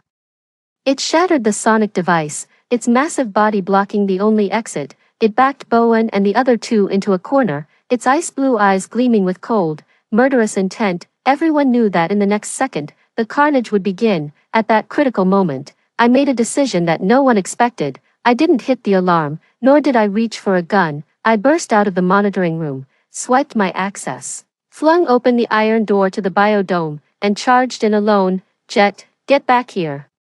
It's dangerous, Professor Liu's frantic shout echoed behind me, but I didn't look back. I charged into the arena and, with all my strength, screamed at the white figure poised to strike. Calum, stop. That massive body, radiating pure killing intent, froze the instant it heard my voice. It slowly turned its head. 16. Calum froze in place. The massive claw, poised to descend with enough force to rend steel, hung motionless in the air. Its massive body trembled violently from the aborted motion. Every muscle fiber quivering with raw power and a palpable sense of impending destruction. In its ice-blue eyes, the bloodthirsty frenzy and murderous intent had yet to fade, yet its head slowly, inch by agonizing inch, turned in my direction. A deathly silence fell over the entire biodome, so profound you could hear every frantic heartbeat. In the control room, Professor Liu and all the researchers held their breath, their eyes glued to the monitors. Even the security personnel poised to rush in froze in their tracks. In the corner, Bowen and his two assistants were slumped on the ground, their faces ashen. They stared at the monstrous beast that could erupt into violence again at any moment, then at me standing alone in the center of the arena. Their eyes were filled with sheer terror and a sense of utter absurdity they couldn't comprehend. Calum, come here, I spoke again, my voice not loud, yet piercingly clear. I did not retreat. Instead, I took a step forward. I carried no weapons, not even the most basic helmet of a protective suit. Defenseless, I walked towards a beast at the peak of its fury and withdrawal. A confused whimper escaped Calum's throat. The crimson madness in its eyes was locked in a fierce struggle against a deeper, bone-deep memory and dependence. It watched me, its massive head tilting slightly, as if trying to discern why this insignificant creature before it could instantly cool its boiling bloodlust. I took one step, then another, closing the distance. 10 meters, 5 meters, 3 meters, I stopped, and within an arm's reach, slowly extended my hand. It's all right now, I'm here. My hand hung in the air, waiting for its decision, to choose to be consumed by rage and tear me to pieces, or to choose to heed the one last shred of trust in its heart and return to my side. Time seemed to stand still. Bowen even closed his eyes, unable to bear the sight of the bloody scene that was about to unfold. Finally, the crimson hue in Calum's eyes slowly receded like a tide. The bloodthirsty frenzy was replaced by an overwhelming weariness and a sense of grievance. It let out a low, almost choked whimper. Then, it lowered the claw that had been poised in midair, its massive body leaning forward to carefully, gently, rest its enormous head upon my outstretched palm. Warm, heavy, and trembling slightly, it was like a child who had suffered a world of wrongs, finally finding a safe harbor. It nuzzled its cheek against my palm, its throat producing that familiar, tractor-like rumble, immense yet deeply soothing. With my other hand, I stroked the soft fur at the nape of its neck, feeling the tense muscles gradually begin to loosen. At that moment, a massive, collective sigh of relief erupted in the monitoring room. Professor Liu leaned on the table, barely able to stand steady, his eyes rimmed with red. Bowen lay collapsed on the floor. He opened his eyes to the mythic scene before him, his face, pale from a brush with death, held more than anything a hollow, vacant look, the dazed emptiness of a man whose core beliefs had just been utterly shattered. The science he was so proud of, his data, his theories, in that moment, they were all shattered by a connection that was primal, pure, and utterly emotional. Several security guards rushed in and, in a frantic scramble, hauled out Bowen, whose legs had turned to jelly, along with his two assistants, who were on the verge of fainting. Throughout it all, Caleb simply lay quietly at my feet, not even bothering to glance back at them. In its world, it was as if I was the only one left. As Bowen was dragged away, he turned and gave me one last, profound look. That gaze was indescribably complex, a mix of humiliation, resentment, and fear, but above all, a shock so profound he couldn't even comprehend it himself. Yet, as I looked at the colossal beast lying docile as a house cat at my feet, I felt no triumph, no joy in this victory. I only knew one thing: from this day forward, Caleb's fate was irrevocably bound to my own. I leaned down, gently pressing my forehead against its broad one. "Don't be afraid, I won't leave you again." It let out a contented whimper, its massive tail sweeping softly across the ground. 17. Early the next morning, Professor Liu personally convened an emergency meeting of the Special Task Force. There's more to this story. Please keep reading. After a night of mass spectrometry analysis, we finally isolated the complete structure of that mysterious alkaloid from the drug residue in China's basement. The problem is, it doesn't match any known natural or synthetic compound. We have no idea where it came from, and we can't replicate it. Just as everyone was at a complete loss, a young police officer in charge of cataloging the evidence left behind by China pushed the door open and walked in. "Professor Liu, we found something in an old notebook that China had hidden in a secret compartment under her bed." He projected several high-resolution scanned images onto the large screen. They were pages of notes written in brush calligraphy. The handwriting was scrawled and the content was disjointed and incoherent, like some kind of madman's journal. One page in particular caught everyone's attention. It contained a crude, hand-drawn map pointing to a gorge deep in the mountains, with 3 characters labeled beside it: Ghost's Lament Gorge. Beside the map was a passage of text, brimming with fanatical fervor. The ancestral manuscripts did not deceive me. "Dragon's blood vine, the very essence of heaven and earth. Born of sheer cliffs, nourished by wind and dew, its sap is like blood. It is the soul of the nourishing formula. After a lifetime of searching, I have finally found its trace. Heaven itself aids our Qin family. The divine beast shall be perfected, and our great enterprise shall rise. Dragon's blood vine." Those 3 words struck everyone present like a bolt of lightning. Lee immediately rushed to the screen, pointing at the text, his voice trembling with excitement. "This is it. Its sap is like blood." This perfectly matches our analysis showing the alkaloid contains a high concentration of iron porphyrin compounds. This plant is the very core secret of the feeding formula. The entire conference room erupted instantly. Finding the source meant there was hope to develop a true antidote, or even fundamentally improve Caleb's constitution. All eyes were fixed on that crude map, Ghost Whale Gorge, a name that sounded ominous and fraught with peril. It was like a Pandora's box, holding both the hope of curing Kundu and the potential for unknown, even greater dangers. Professor Liu strode to the map, his eyes burning with intensity. He stared at the 3 characters and spoke, enunciating each word with deliberate force. "Assemble an expedition team immediately. We must go to this place and find it." 18. Ghost Whale Gorge. This name yielded no official records in the research center's database. It is not part of any known nature reserve or scenic area. However, the expedition's planning team finally found scattered records about it on a server dedicated to local chronicles and folklore. It is a vast Karstiankan cluster located at the border of western Hunan and Guizhou, surrounded for hundreds of kilometers by undeveloped primordial forests and perilous, sheer cliffs. According to local legend, Ghost Whale Gorge is a passage connecting the human world to the underworld. Shrouded in miasmic vapors and teeming with venomous creatures, no one who enters has ever come out alive. This place is far too dangerous. At the expedition's planning meeting, the center's head of security, a retired Special Forces soldier, pointed at the blurry satellite map with a grave expression. "There are no roads, no supply points, and the weather is wildly unpredictable. Furthermore, geological data indicates anomalous magnetic fields in the area, which could cause all electronic equipment to fail. This isn't a scientific expedition, it's a suicide mission." His words cast a chill over the meeting room, plunging the atmosphere into an icy silence. The flame of hope had barely been kindled before a deluge of cold, hard reality threatened to snuff it out. "We have no other choice." Professor Liu's voice cut through the silence. He stood up, his gaze sweeping the room with firm resolve. "Caleb's body won't hold out much longer. The alternative treatments are just buying time. not curing the disease. We're in a race against death right now. The dragon's blood vine is our only hope, even if there's only a 1 in 10,000 chance. We have to try." His words were firm and resolute, leaving no room for doubt. "I agree," I said, standing up. "If it's needed, I'll go." My words took everyone by surprise. "Jet, this is far too dangerous. You have no wilderness survival experience," Professor Liu objected immediately. "But I'm the only one who can get Calum to willingly try an unknown plant sample in an emergency," I said, looking at him. "If you find the dragon's blood vine but can't determine if it's safe for Calum, this whole expedition loses half its purpose. Take me with you. I'm the best litmus test you've got." My insistence gave Professor Liu pause for thought. Just then, a voice no one expected to hear spoke up. "I'm going too." Everyone turned to look. The voice had come from Bowen, who had been sitting silently in the corner the whole time. He stood up, the usual arrogance was gone from his face, as was the despondency of the past few days. His expression was complex.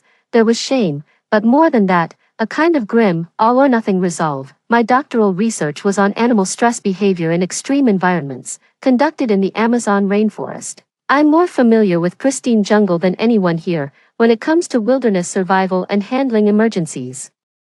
I have more practical experience than most so-called experts." He paused, took a deep breath, and turned his gaze to me. "Jet, I was wrong before. I let the lab data blind me, and I lost sight of my reverence for life. I'm asking to join the expedition not to make up for my mistakes, but to fulfill the duty of a scientist. Let me use my expertise to protect you all, and to protect our shared hope." His words left everyone present in a state of shock. No one expected the arrogant Dr.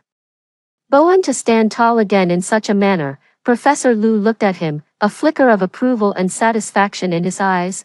Finally, the expedition roster was finalized. The team leader would be the experienced security chief and former Special Forces operative, Kane. The team members included a geology expert, a botany expert, myself, and Bowen, who had volunteered. And so, a most unusual team was formed. A strange amalgam of redemption and hope, comprised of the world's top wilderness experts and the two people who knew Calum best. For the next 3 days, we underwent an intensive training regimen. We learned to use various climbing and survival gear, familiarized ourselves with the maps, and drafted dozens of contingency plans for every possible emergency. Bowen was a changed man.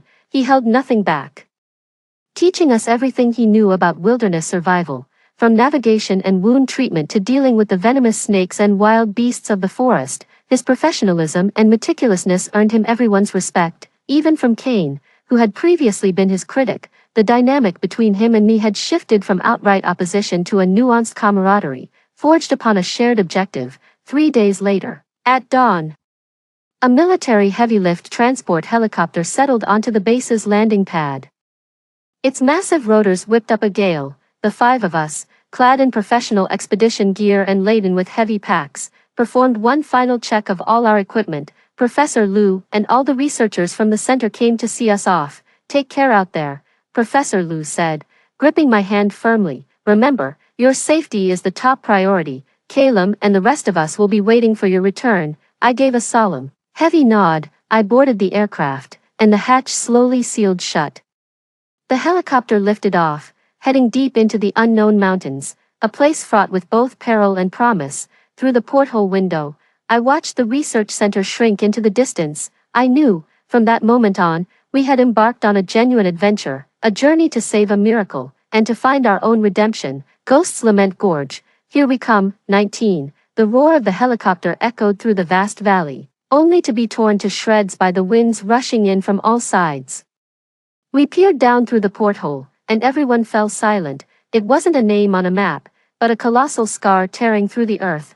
On either side of the fathomless gorge rose sheer, precipitous cliffs, as if hewn by axe and blade. The black rock jutted upwards like the fangs of some great beast, menacing the sky. Vast tracts of primordial forest blanketed every inch of the valley floor, while a thick, white miasma hung over it all like a heavy quilt, concealing the secrets of the abyss. This place was the Vale of Ghostly Lament. "We're going in for a landing, hold on tight." The pilot's voice came through the headset, tinged with tension. The helicopter began its descent, searching for a gentle spot to land. However, just as we descended to about 100 meters from the ridge, everything changed. A piercing alarm suddenly blared through the cockpit. Warning, magnetic field anomaly, navigation system failure. Warning, gyroscope failure. I saw inside the cockpit. All the instrument panels were flashing wildly, their needles spinning out of control. The helicopter began to shudder violently, like a leaf tossed in a gale. No, the magnetic field here is too strong. I've lost control of the aircraft. The pilot's voice rose to a shout. I have to pull up now. You're on your own. Everyone's heart sank. The situation was worse than our worst-case scenario. Execute Plan B. Kane's voice cut through the chaos, cold and steady as glacial ice. He yanked the cabin door open. A gale-force wind instantly roared inside, making it nearly impossible to keep one's footing. Bowen, check the ropes and descenders. Professor Sun, secure the equipment pack. Jet, stay close on me. His orders were terse and clear, delivered with an undeniable authority that instantly steadied everyone's nerves. Without a moment's hesitation, Bowen expertly retrieved the climbing rope from his gear bag. He secured one end to an anchor point inside the cabin and hurled the other end out the window. His movements were swift and precise, belying his usual scholarly demeanor. Captain Kane, the rope is secure. Good. Kane was the first to clip into the descender. He turned to look at us, his gaze sharp as a blade. Listen up, we're 50 meters above the target ledge. The winds are strong and the rock face is slick. Keep your body stable during the descent. Push off with your feet against the wall, and do not look down. Go one at a time, maintain a 5-meter interval. I'll go first, Bowen second, Jet third. With Professors Sun and Wang bringing up the rear, he wasted no more words. As soon as he finished speaking, he leaned back and vanished from the cabin, leaving only the taut rope quivering faintly in the wind. My turn. Bowen patted my shoulder, gave me a reassuring thumbs up, and smoothly rolled out of the hatch. Soon enough, it was my turn. I walked to the hatch, looked down at the bottomless sea of clouds beneath my feet, my heart pounding and my legs turning to jelly. I'm just a programmer. The highest thing I've ever climbed is the staircase in my apartment complex. Jet, don't be afraid. Kane's voice crackled through the headset. Trust the rope, and trust yourself. Let your weight rest on the descender, and use your legs to find your footing. I took a deep breath, and my hesitation vanished. I closed my eyes, mimicking their movements, and leaned back. A wave of weightlessness instantly enveloped me. My eyes snapped open. I was dangling in midair, the gale-force wind roaring into my mouth and nose, nearly suffocating me. Below me churned a sea of clouds, while above, the helicopter strained to climb higher. I felt like a speck of dust, ready to be swept away by the wind at any moment. Gritting my teeth, I forced myself to stay calm, recalling every one of Kane's instructions. I found a foothold on the slick rock face with my boot, then carefully worked the descender, inching my way downward. The cold rock face scraped against my body as the wind howled past my ears. The 50-meter descent felt like it lasted an eternity. Finally, my feet found solid ground. It was a narrow ledge, jutting out from the cliff face and less than 10 square meters in size. Kane and Bowen were already waiting for me there. Kane pulled me to the inner side of the platform and untied the ropes from my body. Good work, he remarked succinctly. Soon, botanist Professor Sun and geologist Professor Wang were safely brought down as well. The 5 of us crowded onto the small platform. Looking up, the helicopter had already shrunk to a tiny black speck before finally vanishing into the clouds above. The deafening roar faded away. In its place, a deathly silence fell. Only the wind and the distant cries of unknown beasts echoed through the valley. We were utterly abandoned in this isolated place. Beneath our feet lies the abyss. Before us stretches the unknown, a perilous and primeval jungle. Our true adventure begins now. 20. The platform we're standing on is the only access point to the primordial forest below. From here, a narrow, overgrown trail, barely visible under the encroaching vegetation, winds its way down to the valley floor.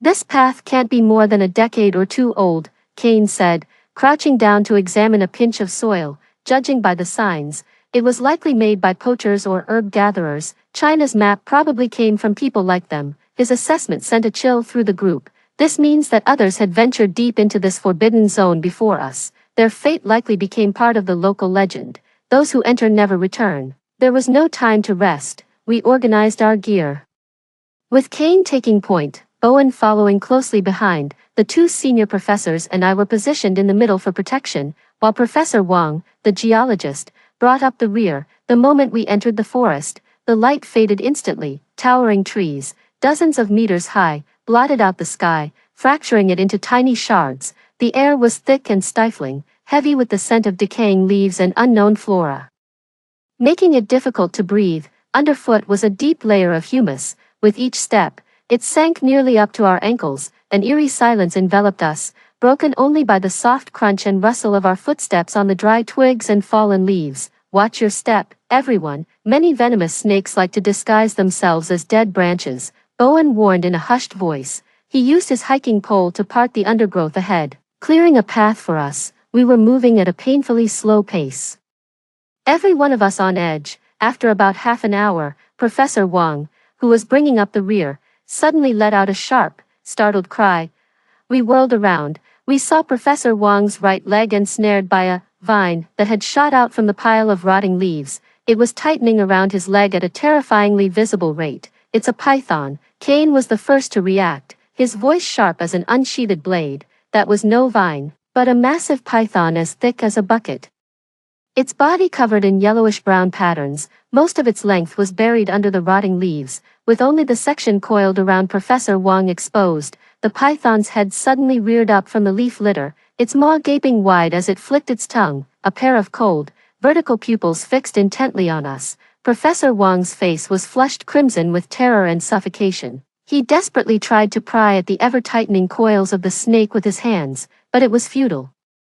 "Don't move," Kane roared, and in an instant, he shot forward like a leopard. He didn't strike at the snake's body, knowing it would only enrage the giant serpent and make it constrict even tighter. His target was the serpent's eye. The military dagger in his hand flashed coldly as it thrust straight for the giant python's left eye. The python clearly hadn't expected this puny creature to dare attack it. With an angry hiss, it jerked its head aside, narrowly evading the lethal strike.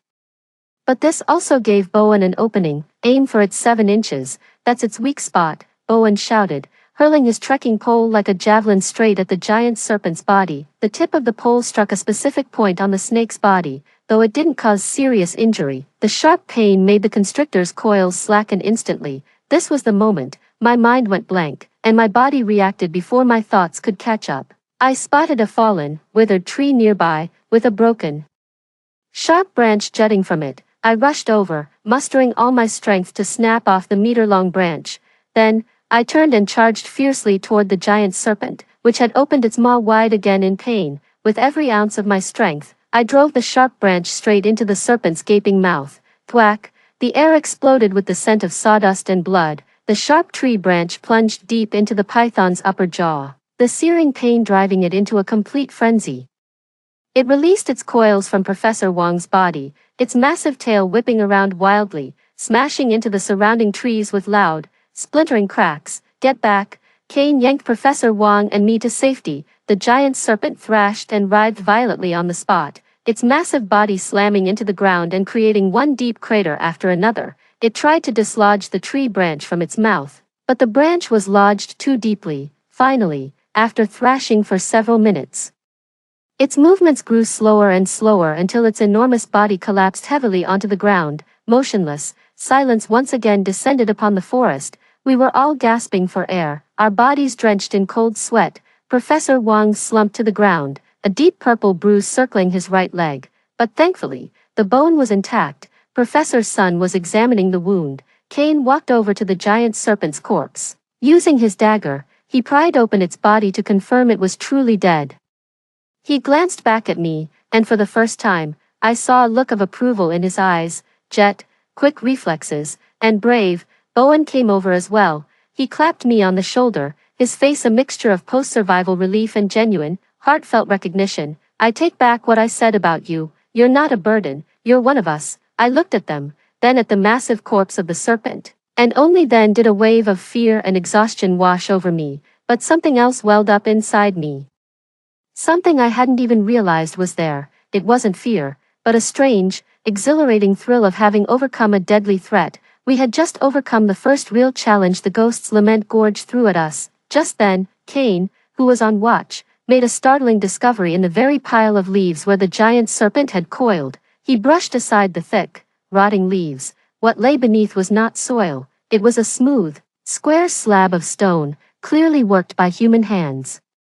Carved into the stone slab was a bizarre symbol, one that none of us recognized. The symbol resembled an eye, or perhaps a flickering flame. 21. That slab with its eerie symbol acted like a bucket of cold water, dousing the faint sense of relief that had begun to rise after our victory over the giant serpent. This proves two things. First, we are on the right path, one that others have walked before. Second, the dangers on this path go far beyond the natural threats of venomous insects and wild beasts.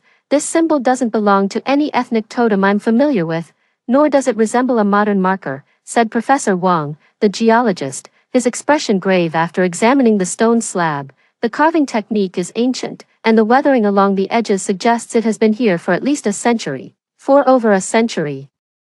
This time frame coincides precisely with the rise and fall of the Qin family's Qin beast taming pavilion. It seems the Qin family's ancestors ventured deep into this place in search of dragon's blood vine and left these markings. Bowen analyzed. This stone slab is likely a trail marker, or perhaps a warning. A warning of what? A warning to those who follow. Does a giant serpent lie coiled upon the path ahead? Cain took no part in the discussion. Instead, he drew his dagger and began digging vigorously into the earth beside the stone slab. Soon, he unearthed a few things: several metal buttons, corroded almost beyond recognition, a small, faded scrap of fabric whose original color was lost, and a single, blackened human finger bone. The atmosphere instantly turned ice cold. It was clear that one or more people had been attacked by a giant serpent here, ultimately becoming its meal. This slab of stone more closely resembled a crude headstone.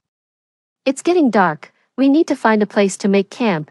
Cain stood up, reburying the finger bone, his voice devoid of any emotion. The smell of blood here is too strong. It'll attract other predators. We have to leave. We gathered our resolve and pressed on for about another kilometer. Cain chose a small hillside for our camp.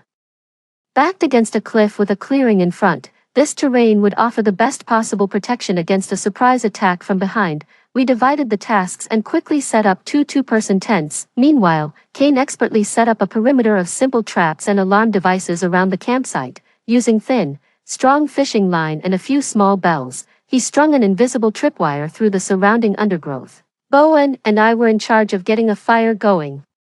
Starting a fire in the damp jungle was incredibly difficult, but Bowen was clearly a master at it. He found some dry resin and birch bark, and with just a flint, he had a roaring campfire blazing within minutes. The orange flames chased away the evening's chill and the encroaching darkness, allowing the group's tightly wound nerves to ease, if only a little. Just then, Professor Sun, who was responsible for collecting plant samples near the camp, let out a cry of delight. "Come quick!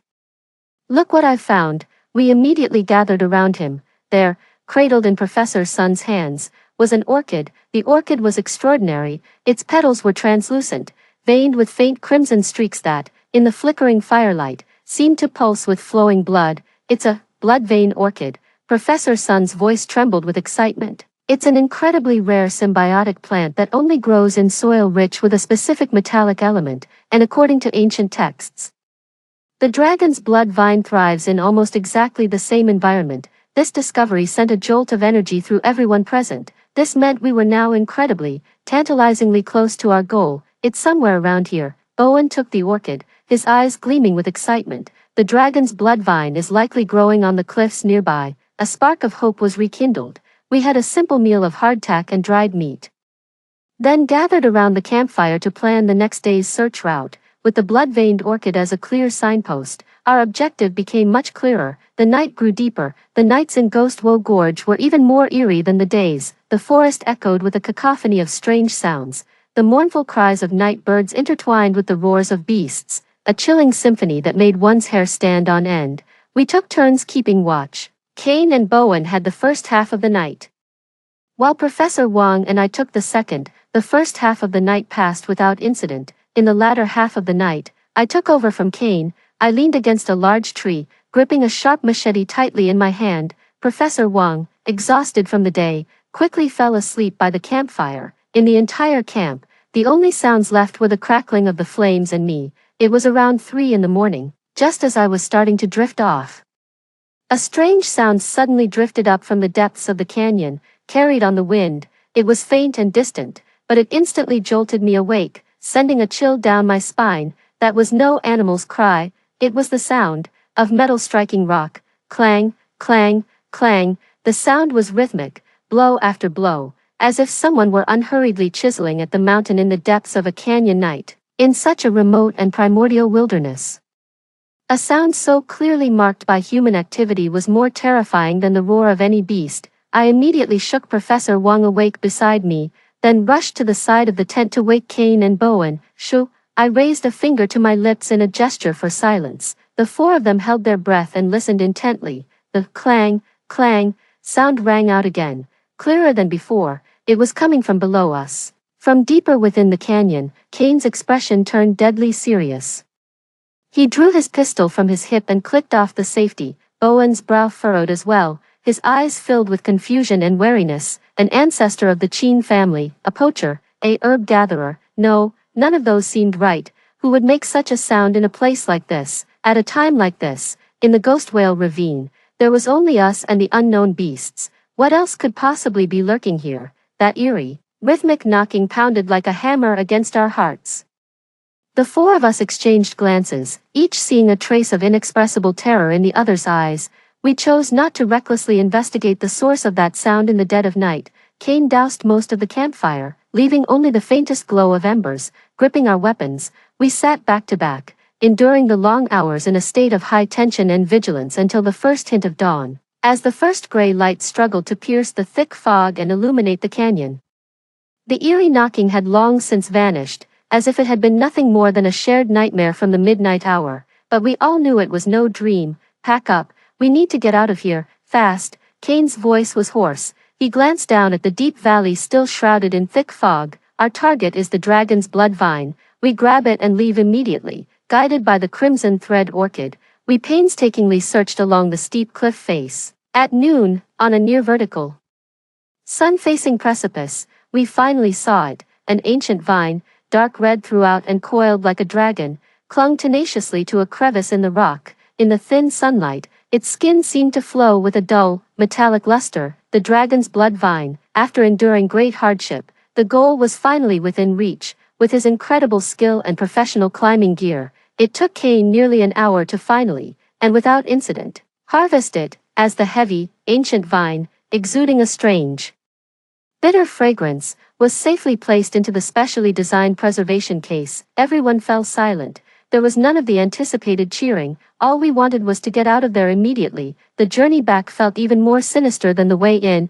We practically ran the whole way, not daring to stop for a moment, as if the entire Ghostworry Ravine was silently watching us from behind. The stone slab, the finger bone, and the clear metallic knocking from the previous night clung to us like a cold, parasitic worm, a constant reminder of the incomprehensible, lurking strangeness of this place. It wasn't until we stumbled out of the fog barrier and saw the familiar forest and sky again, the sun's heat searing our skin, that the lingering chill finally began to recede. We brought back the life-saving dragon's blood vine, and we also brought back the inexplicable midnight mountain chiseling echo from the depths of Ghostworry Ravine. It became a brand, a mystery that hung over everyone's head. We knew that deep within that remote, untrodden wilderness, something had been left behind forever in the mist and darkness, something that perhaps should never be disturbed. With one last glance at the shadowy valley mouth, now swallowed again by clouds, we turned and began our journey home without looking back. The eerie knocking sound was like an invisible hammer, chipping away at everyone's nerves with each blow. Kane extinguished the campfire, leaving only a small cluster of dull red embers to provide the barest hint of warmth. Instantly, the entire campsite was engulfed in profound darkness. He gave a tactical hand signal, ordering us to stay quiet and edge our way toward the cliff. The four of us lay prone in the damp, cold grass, parting the shrubs before our eyes to peer down into the depths of the canyon below. In the night, Ghostworry Gorge lay like a crouching behemoth, silent and menacing. Thick miasma churned at its base, a milky white river so dense that even moonlight could not pierce it. That clang, clang sound was coming from somewhere beneath that river of miasma. The sound was sharp and clear, jarringly out of place in the deathly silence of the valley, about 500 meters from us. And no more than 300 meters down, Bowen whispered, offering a precise estimate. He pulled a night vision scope from his pack and raised it to his eye. Got it. His voice was tinged with shock he couldn't quite suppress. What the hell is that thing? Kane immediately took the scope, I moved closer and peered through the dim light of the telescope, just barely making out the direction Bowen was pointing. Within the churning miasma, a tiny point of light was flickering. The light was faint, like that from a miner's lamp, and the rhythmic tapping sound was coming from precisely that spot. "It's a person," Kane said, lowering the telescope, his expression turning graver than I'd ever seen. "They're on the cliff face, gathering something, a single person, in a place like this, in the dead of night, dangling from the edge of a chasm, chipping away at the cliff face. Just picturing it is enough to make your skin crawl. Could it be one of China's associates?" Professor Wang speculated. "Other than them, I can't think of anyone else who would know about this place, let alone the dragon's blood vine." "Doesn't look like it," Owen said, shaking his head. "Look at how he's moving." He raised the binoculars again, letting me and Professor Wang take turns observing. I saw the blurry figure, and his movements were utterly bizarre. He wasn't hanging from the cliff face with ropes, but was clinging to the nearly vertical rock wall like a gecko. Using both hands and feet, his movements were not fast, but each one was exceptionally steady. With a small hammer, he rhythmically tapped the rock face, as if searching for something. Every few taps, he would pause, pluck something from the cliff, and place it into a basket on his back. His climbing technique, it's beyond human, Kane concluded. "We must be doubly cautious when we descend tomorrow. Ghost Grief Chasm might harbor a person, more dangerous than a giant serpent."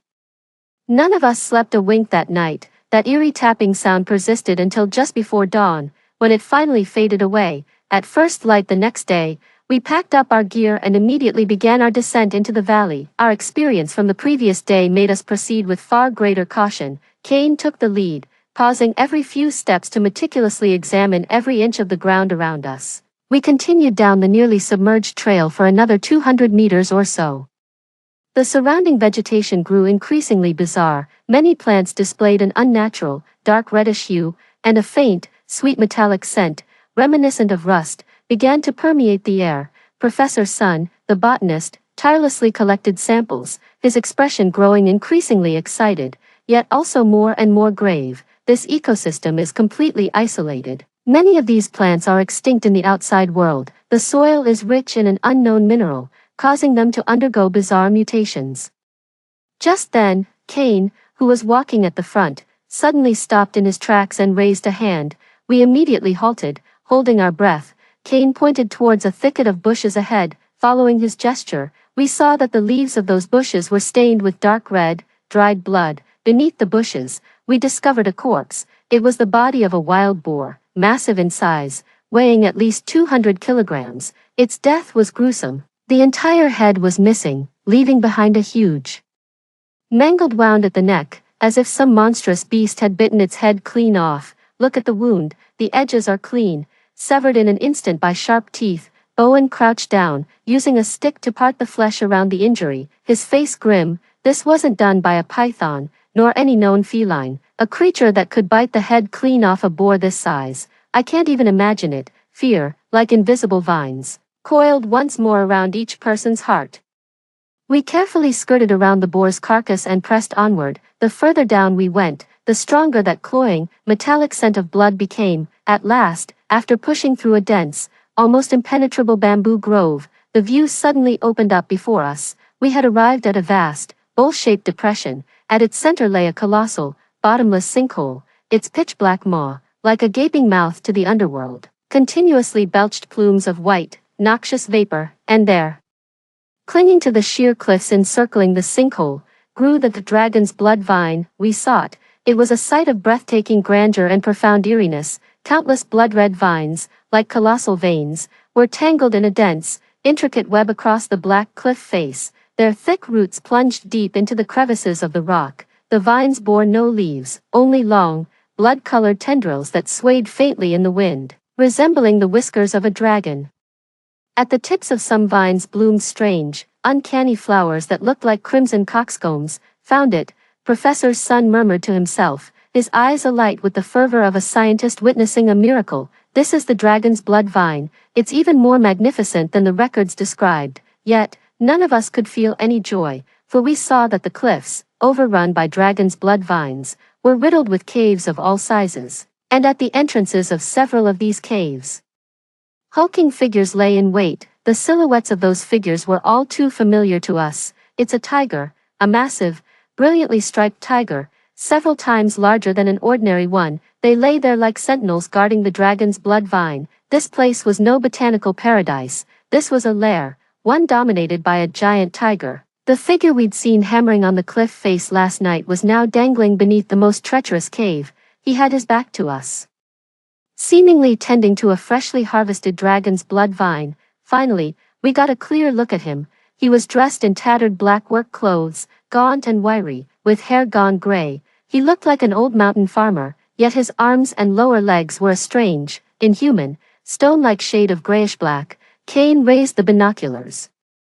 With just one glance, his hand gave a violent jerk. "Fuck," he cursed, his voice filled with a level of horror he had never known before. "That's not human." Bowen snatched the binoculars, and the next second, his face turned deathly pale. "What the hell is that thing?" I took the binoculars from Bowen and trained them on the side of that person's face. He seemed to sense our gaze, and slowly turned his head. I saw his face. It was a face etched with wrinkles and age spots, looking like that of a man in his 70s or 80s, but his eyes were not human eyes.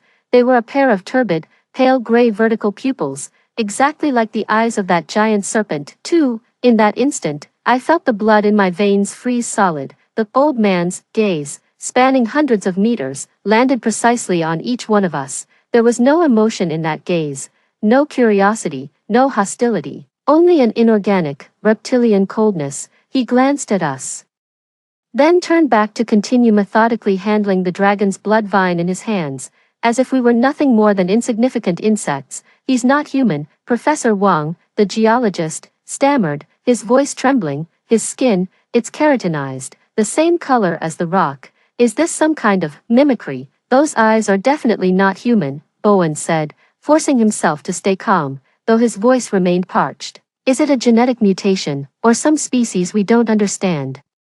Kane yanked us behind a massive boulder, his expression deathly serious. "Forget what it is for now," he hissed, his voice urgent. "Look at the tigers. There are at least a dozen of them, and something's wrong with them." We peered out through a crack in the rock. The massive tigers gathered at the mouth of the cave were definitely not right. Their eyes were vacant, their movements sluggish, as if they'd been sedated, despite their massive size. They showed none of the alertness or ferocity one would expect from apex predators.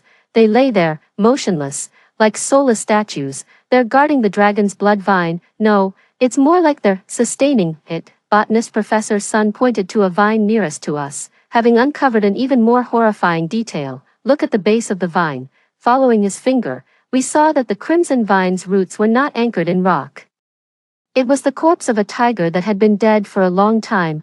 Thick vines, like giant straws, plunged deep into the tiger's body, draining it of all nutrients and leaving behind only a desiccated husk. And on the floors of the caves where the living tigers dwell, crimson thread orchids grow. They are using their very lives to cultivate the crimson thread orchids, whose environment in turn fosters the growth of dragon's blood vines. Once the vines mature, the old man comes to harvest them, while the aged or deceased tigers become fresh fertilizer for the new vines. This is a complete, brutal, and utterly chilling ecological cycle. "The beast-feeding pavilion, I see now," Bowen murmured, his face ashen. "The Qin family was never using some secret method to raise beasts. They discovered this place.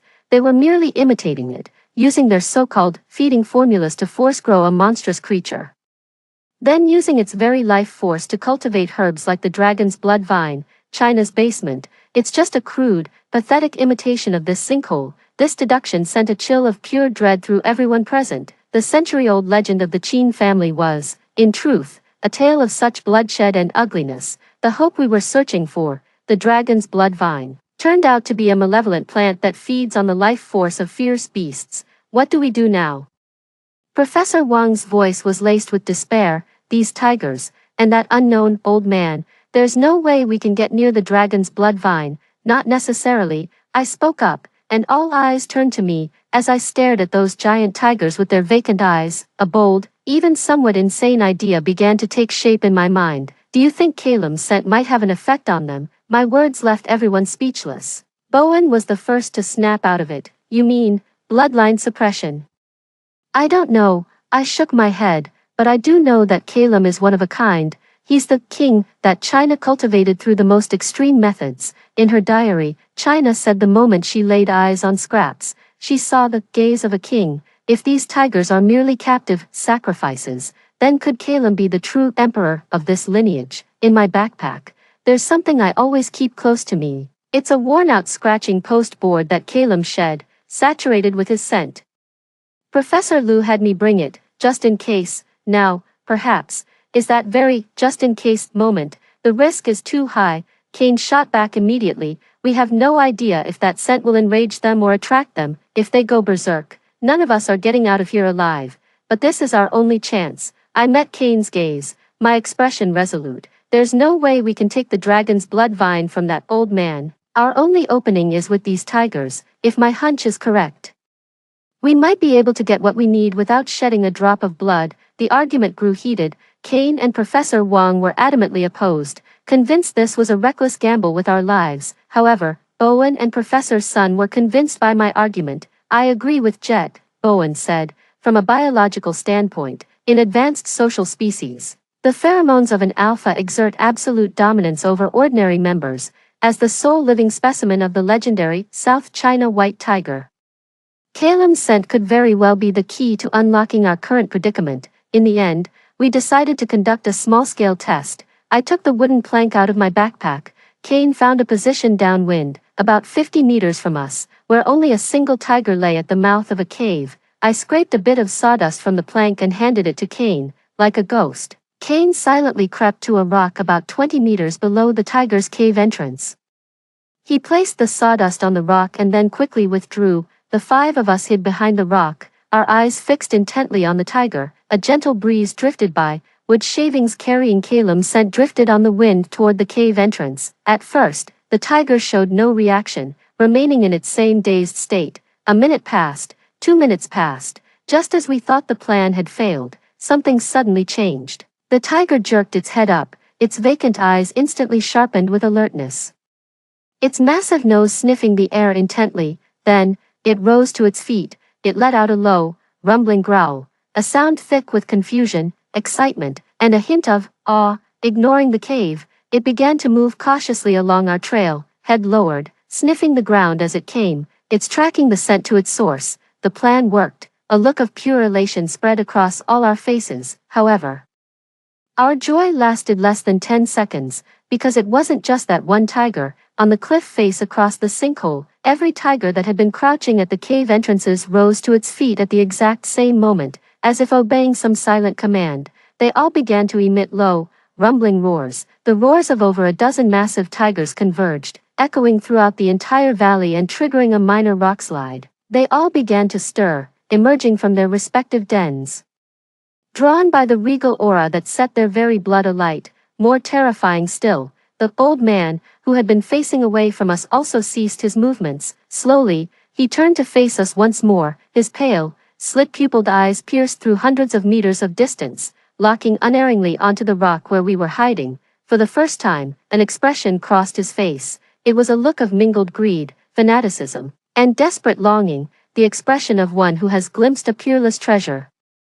He opened his mouth and let out a hoarse, grating sound, like sandpaper scraping on wood. King, blood, 3, the old man's voice was hoarse and eerie, like fingernails scraping across glass. The royal blood he spoke of undoubtedly referred to Calum. The next instant, he moved. He abandoned the dragon's blood vine in his hand. His entire body, like a giant lizard, clung to the vertical cliff face, defying gravity. He scuttled toward us with terrifying speed. His ash-gray limbs moved in a blur across the rock, leaving only a trail of afterimages. Fall back, now. Kane's face paled. With a sharp yell, he grabbed us and spun around to run. We'd been spotted. That regal aura didn't just stir the tiger pack, it roused the nameless monstrosity that guarded this place. We've really done it now. The five of us ran like madmen, fleeing back the way we came, deeper into the forest, behind us.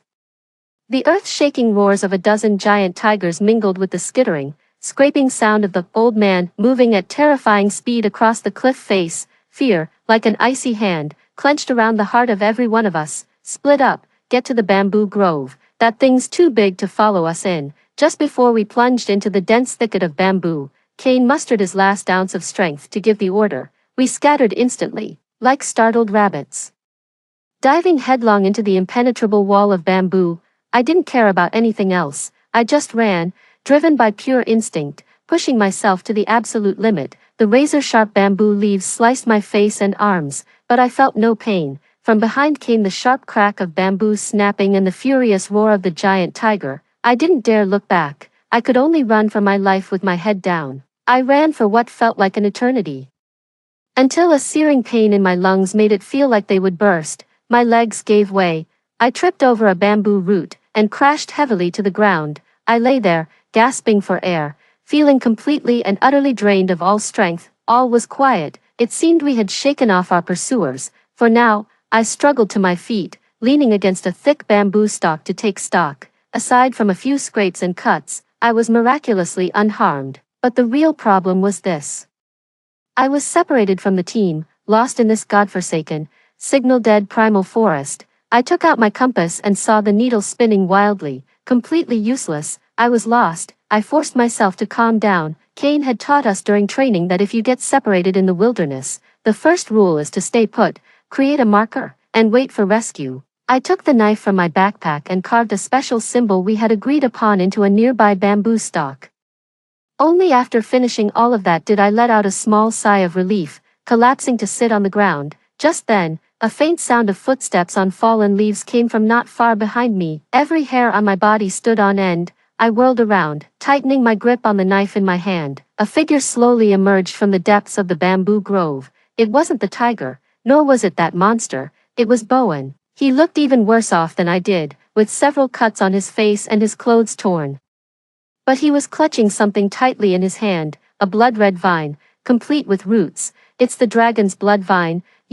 I was so shocked I couldn't speak. When we got separated, I circled around to the other side of the sinkhole. He was panting heavily, yet a trace of wild excitement showed on his face. In the chaos, I managed to pull one from a tiger carcass. That thing was too busy chasing you all to notice me. He actually dared to go back for the dragon's blood vine in a situation like that. What a lunatic. Enough talk.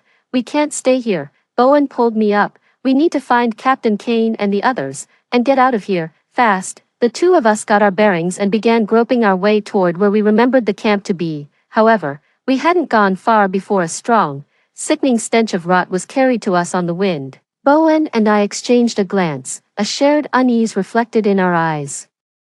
We carefully parted the bushes ahead. The sight before us turned our stomachs. On a clearing ahead lay the corpses of two massive tigers. Their condition was identical to the wild boar we had seen earlier. Their heads were gone, with massive, ragged tears at the neck. Beside the two corpses, the gray-skinned old man was crouched. He had his back to us, clutching a gory object in his hands and chewing on it voraciously. The object, unmistakably, was the head of a tiger. He crunched the tiger's skull like an apple, with a sickening crack. Brains and blood trickled from the corners of his mouth, dripping onto his ash-gray chest. He was not human. He was a man-shaped monster that preyed on giant tigers. I covered my mouth, nearly vomiting. Bowen's face had gone as white as a sheet. Just as we were about to slip away unnoticed, the creature's chewing suddenly ceased. Slowly, it turned its head, its pair of pale, vertical pupils locked onto us once more. This time, he saw more than just the two of us. He also saw the dragon's blood vine clutched tightly in Bowen's hand.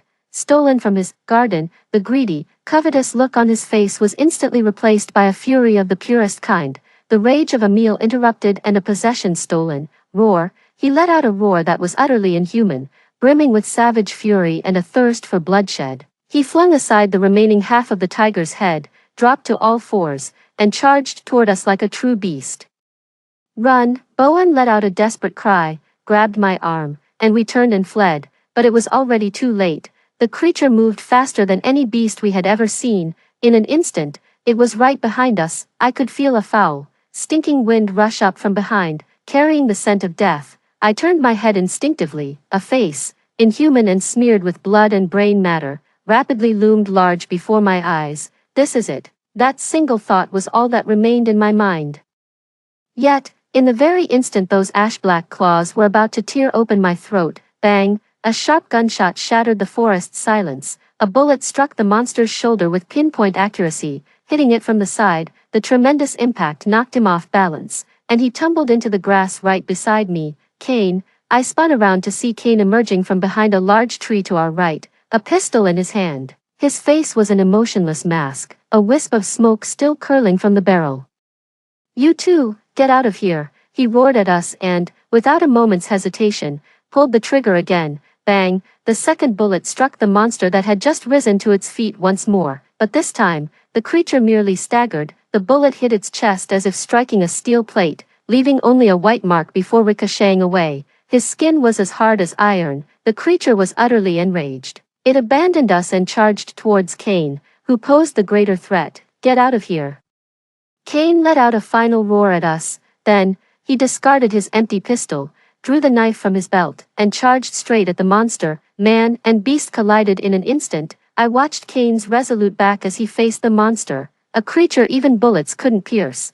With nothing but that small knife, my mind went blank, my legs felt like lead, utterly refusing to move. "Go, Jet, don't let his death be in vain." His eyes bloodshot. Bowen grabbed my arm and, with all his strength, dragged me deeper into the forest. From behind us came Kane's muffled grunt, followed by the sickening sound of a blade piercing flesh. Then, everything fell silent. Dragged along by Bowen, I ran numbly, tears streaming uncontrollably down my face. Kane, our ever calm, ever reliable captain, stayed behind for us. We ran until we were far away, until we could no longer hear a sound. Only then did Bowen stop, and the two of us collapsed on the ground like fish out of water.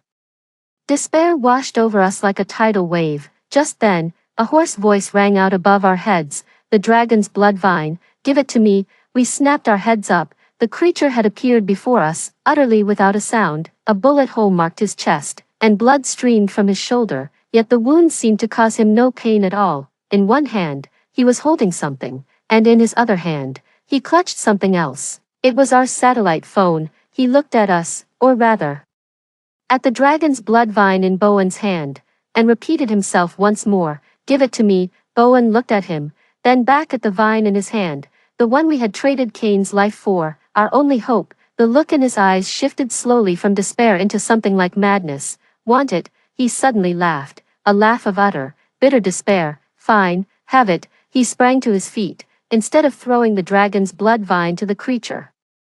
He opened his mouth and sank his teeth savagely into the crimson tendril. For Bowen bit down on the dragon's blood vine. A spray of crimson sap instantly erupted from the broken stem, splattering across his face. The sap was thick as blood, carrying a strange, sweet metallic scent. You're insane," I cried out in shock. "The core of China's formula, which can turn a cat into a 300-pound tiger, is this dragon's blood vine. What would happen if a human ingested it directly?" No one has any idea. The monster was stunned too. It seemed he hadn't expected this insignificant insect to dare destroy his treasure right in front of him. Bowen ignored me, like a beast starved for 3 days and nights. He frantically chewed the vine in his mouth, his throat making bestial gulping sounds. "The taste, not bad," he slurred, a grotesque and twisted smile spreading across his face. The next second, his body began to convulse violently. He threw away the remaining half of the dragon's blood vine in his hand, his hands clamping down on his own throat as his body arched violently backward, like a shrimp tossed onto the shore. Arg! An inhuman, piercing shriek tore from his throat. His skin began to redden at a visible rate, as if being boiled. Dark, bluish veins bulged beneath his skin like countless writhing worms. His eyes flew wide open, the whites rapidly consumed by blood, transforming into 2 terrifying orbs of crimson.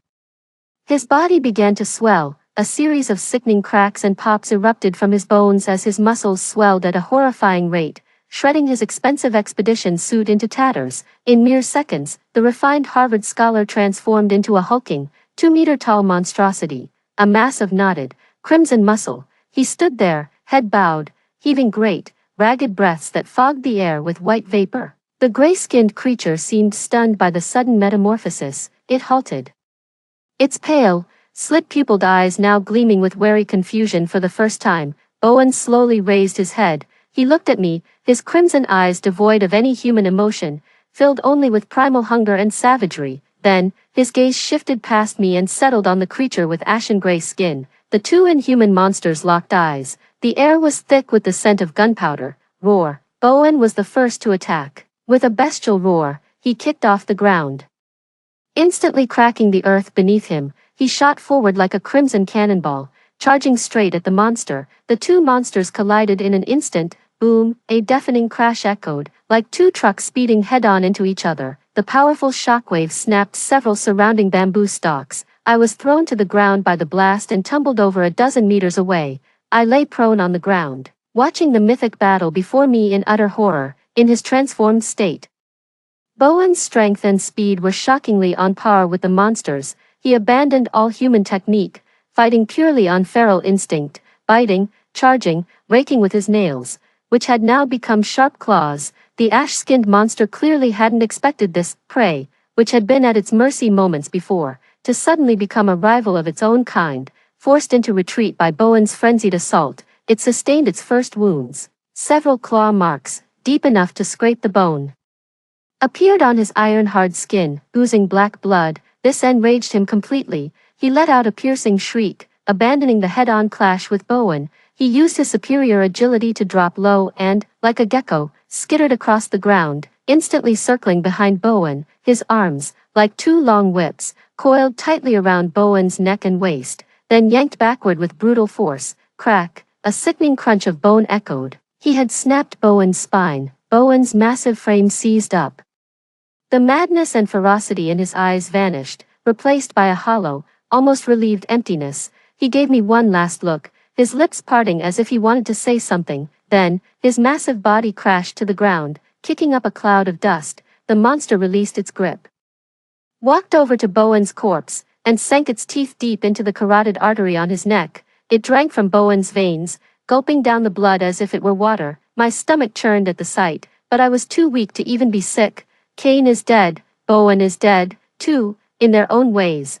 They bought me time. I can't die here. I forced myself up from the ground, with a glance at the broken half of the dragon's blood vine and another at the monster still feeding.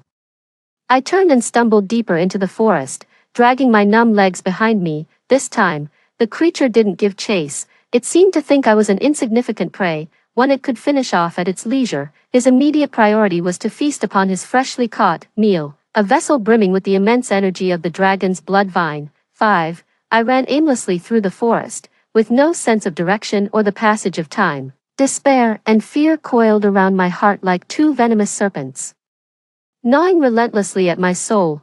Kane's grim resolve, Bowen's madness, and the horrifying sight of that monster feeding.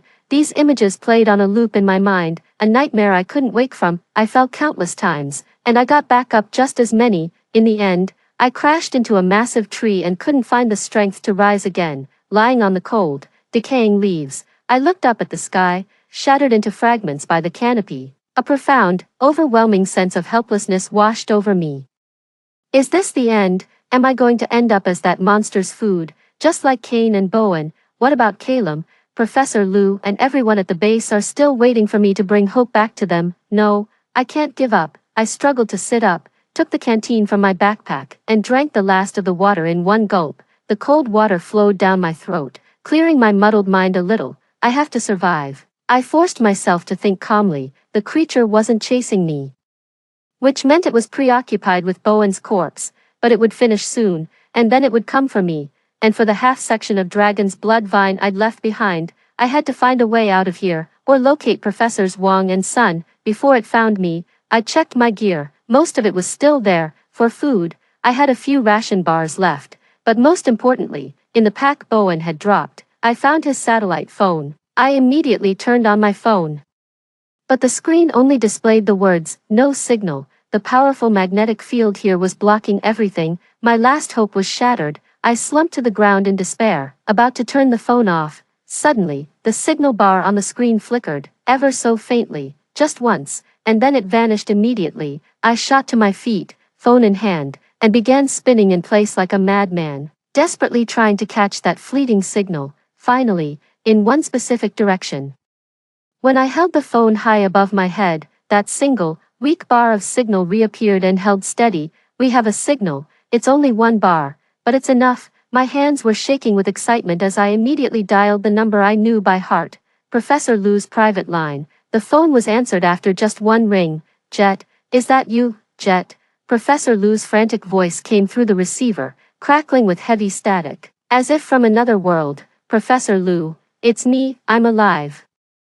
I shouted with all my strength. Where are you? What happened? We've lost all your signals. Captain Kane. Captain Kane is gone. My voice choked with emotion. Oh, and two, we encountered a monster. I recounted our experience at Ghost Gorge and the existence of that creature as quickly as I could, keeping it brief. On the other end of the line, Professor Lu fell into a deathly silence. After more than 10 seconds, his voice finally returned, thick with shock and anguish. A monster that preys on tigers, humanoid. I understand now, Jet, listen to me. His voice suddenly became deathly serious and urgent. Tell me your surroundings right now.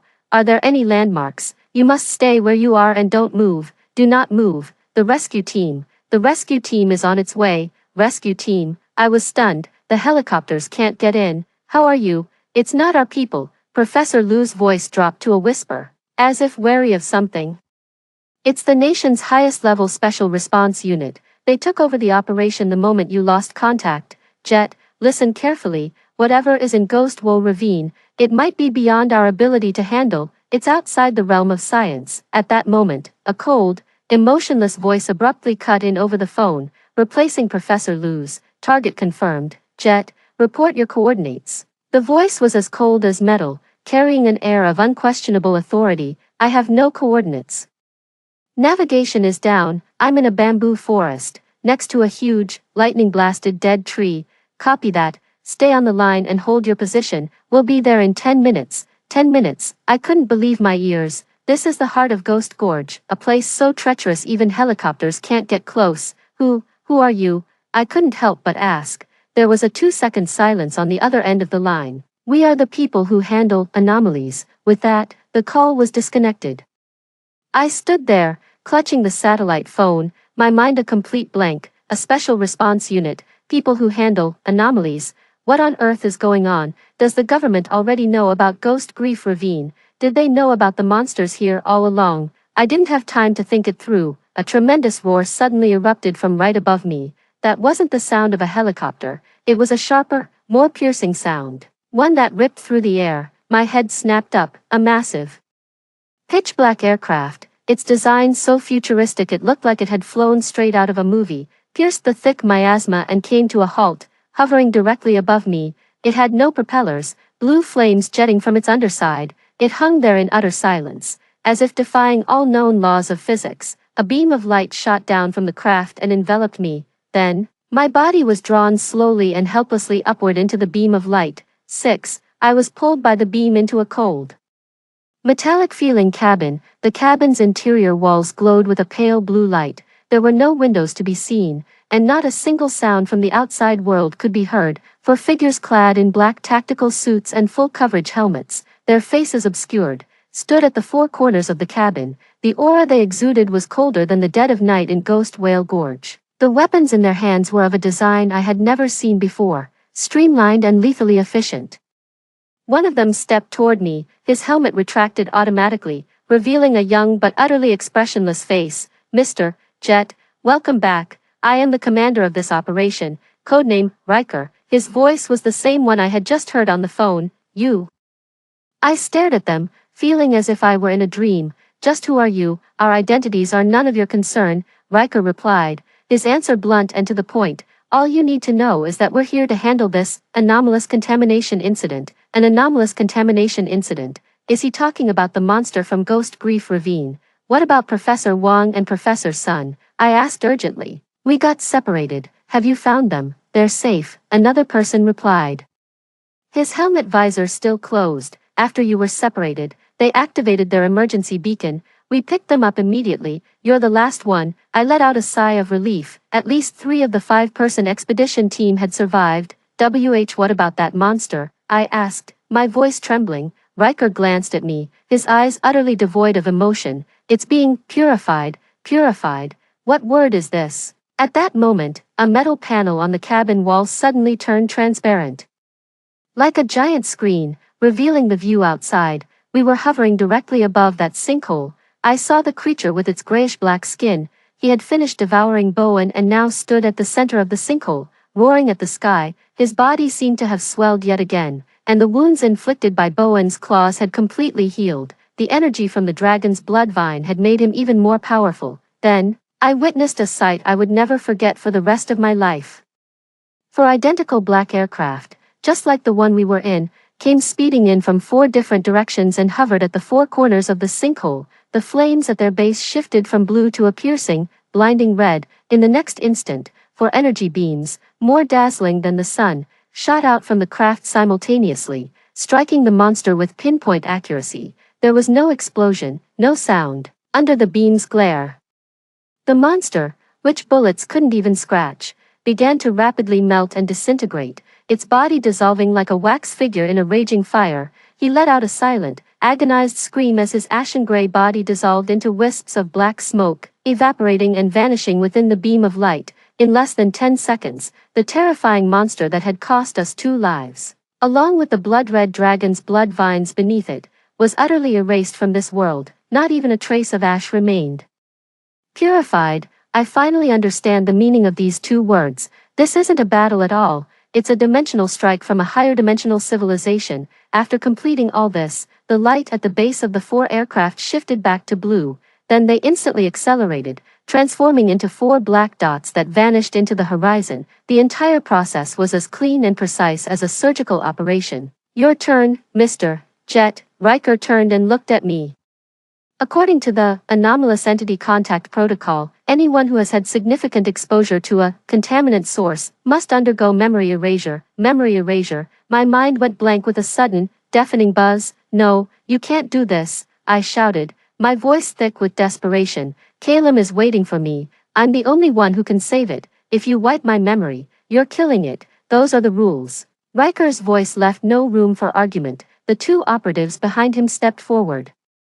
Holding a bizarre, helmet-like device, I found the dragon's blood vine. No, not me.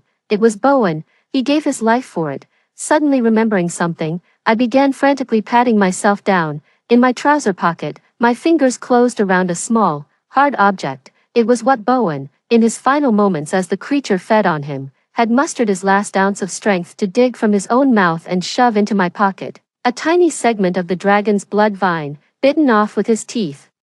No larger than a thumb, I held the piece of dragon's blood vine, soaked in Bowen's blood, up before them, as if it were my last shred of hope. Look, this is the only sample. Without me, you have no idea how to use it. You don't know the dosage. You don't know the application. Kill me, or wipe my memory, and you'll lose any chance to save Calum forever. That South China tiger, a species extinct for 91 years, will be gone for good because of your goddamn rules, I screamed. My voice raw and ragged. The 2 operatives halted in their tracks and looked toward Riker. Riker looked at the piece of dragon's blood vine in my hand, and for the first time, a flicker of emotion crossed his perpetually icy, expressionless face. He remained silent for a full minute. Regulations state that when there is a potential for incalculable, catastrophic loss to the nation, the frontline commander is authorized to make an on-the-spot decision. He began to speak. His words measured and slow. Jet, I'm giving you 1 chance, and I'm giving that white tiger 1 chance too. He ordered the team member beside him, contact Professor Liu at the Conservation Center to verify the situation. Additionally, conduct a top-level physical and mental state assessment on him, until we confirm he hasn't been contaminated. List him as an S-class surveillance target. Then, he looked at me, his gaze sharp as a blade. Remember, from this moment on, your every move, every word you say, will be recorded and analyzed. If any anomaly is detected, I will personally purge you. 7. I returned to the nursery center in a state of absolute silence. The black aircraft, the kind you'd only see in a sci-fi movie, made no sound as it flew, gliding as smoothly as if it were on the ground. Inside the cabin, the cold metal walls reflected a pale blue light, casting my face in an eerie hue. 4 operatives, codenamed Riker, stood like statues at the 4 corners of the cabin. They were utterly motionless, their breathing so faint it was almost inaudible. I was seated in the center, like a prisoner being led to the dock. My body was utterly exhausted, yet my mind was alarmingly alert. Everything that happened in Ghost Whale Gorge replayed in my head like a high-intensity, fast-paced film. Kane's resolute retreating figure, Bowen's maniacal grin, The silent shriek of the monster as it was purified by the energy beam. This world, in places I could not see, had been hiding such a face all along. Science, knowledge, everything we took pride in, it all seemed so fragile and laughable in the face of those anomalies. My fist clenched instinctively, feeling the hard, thumb-sized object in my pocket, that segment of dragon's blood vine, saturated with Bowen's blood. This is what he paid for with his life, what Cain gave his life to protect.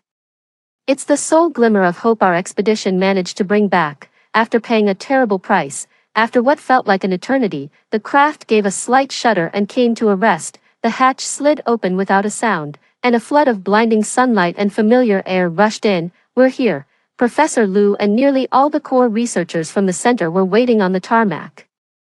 The anxiety and worry on their faces froze the moment they saw me descend the boarding stairs alone, then twisted into profound grief and disbelief. Jet, just you. Professor Liu's voice trembled as he rushed forward a few steps and grabbed my arm. I looked at him, then at the sea of hopeful eyes behind him. My throat felt like it was clogged shut, and I couldn't utter a single word. All I could do was shake my head, with immense difficulty. In that instant, a deathly silence fell over the tarmac. Several young female researchers immediately covered their mouths, tears streaming down their faces. Botanist Professor Sun and geologist Professor Wang stood at the back of the crowd. They had clearly already been informed of the situation. The two elderly men supported each other, their faces etched with profound sorrow. Riker and his team descended as well. Their black combat uniforms and icy demeanor felt utterly alien amidst the surrounding atmosphere of grief. Professor Liu, I said, pulling my hand free from his grasp. Ignoring my own injuries and exhaustion, I reached into my pocket and, with the utmost care, withdrew the segment of dragon's blood vine. This is what Bowen gave his life to retrieve. I handed the segment of dark red vine, stained with dried blood, to Professor Liu. The moment he saw it, Professor Liu's eyes widened in shock. His professionalism as a top-tier biologist overrode his grief. He put on the gloves he always carried and, with an almost reverent air, took the vine from my hands. It's the one, it really is, this unique energy signature, he murmured, his voice thick with a mix of excitement and sorrow. Bowen, he actually did it, according to protocol. This specimen is classified as an S-class anomalous material and must be secured and stored by us. A cold voice interrupted Professor Liu. Riker approached us, a member of his team behind him carrying a silver metal briefcase. No, Professor Liu's head snapped up, like an enraged lion. He shielded the dragon's blood vine in his hands. This is Calem's only hope. You can't take it. Professor Liu, you need to understand. This isn't a negotiation, it's an order, Riker said, his tone devoid of any emotion. Our mission is to contain and eliminate anomalous contamination, not to conduct biological research. Eliminate my ass. Professor Liu was furious now. He pointed at me and roared at Riker. Do you have any idea how he survived? Do you know where that thing in his hand came from? It cost 2 lives. That fool Bowen shoved it into his hands just before the monster tore him apart. And now you're telling me you want to lock it away in a box. Riker watched the agitated Professor Liu in silence, saying nothing. Listen to me. Professor Liu's eyes were bloodshot. Calem's condition is critical. Without this, he won't last 3 days. He's the last South China tiger on the planet. His genetic value, his very existence, is 100 times more important than your goddamn regulations. If he dies, can you live with that responsibility? On the tarmac, the tension was palpable. Riker's gaze shifted from the frantic Professor Liu to me, and finally settled on that small piece of dragon's blood vine. After a long pause, he spoke slowly. I have reported to my superiors and obtained special authorization. Under the condition of ensuring safety and control, you are permitted to use this sample for research. However, the entire process must be conducted under our surveillance. All research data must be shared in real time. Jet, as an SS-level subject of surveillance, your permitted area of activity is restricted to the Conservation Center. You are not to leave our site for 24 hours. With that, he ignored us, turned, and left with his team. The immediate crisis was averted. Professor Liu let out a long sigh of relief. With great care, he placed the dragon's blood vine into a specially designed cryogenic storage case and handed it to the assistant behind him. Jet, you should go and rest. Your condition. No, I cut him off. Take me to see Calem. I had to see it immediately, to confirm its status. That was the sole conviction that had kept me going. That had driven me to crawl back from the hell that was Ghost Sorrow Gorge. Professor Liu looked into my resolute eyes and finally gave a nod. We arrived at the massive indoor biosphere. Through the thick bulletproof glass, I saw Calum. After just a few days apart, its decline was painfully obvious. Its once glossy, snow-white fur had grown dull, its body had thinned, and as it lay on the artificial rock, its eyes were filled with anxiety and lethargy. It seemed to sense my presence. Its head jerked up, and the moment its ice-blue eyes met mine, they ignited with a fierce, vibrant light. It rose to its feet, letting out a low, plaintive whimper full of grievance and longing, then stumbled down from the artificial hill. It rushed to the glass wall, pressing its massive head hard against the cold surface. A frantic, rumbling sound came from its throat, like a child who had lost its master. Watching its desperate state, my heart felt as if it were being wrung by a tight fist. The sacrifice at Ghost Sorrow Gorge, everything we had given, was all for its sake.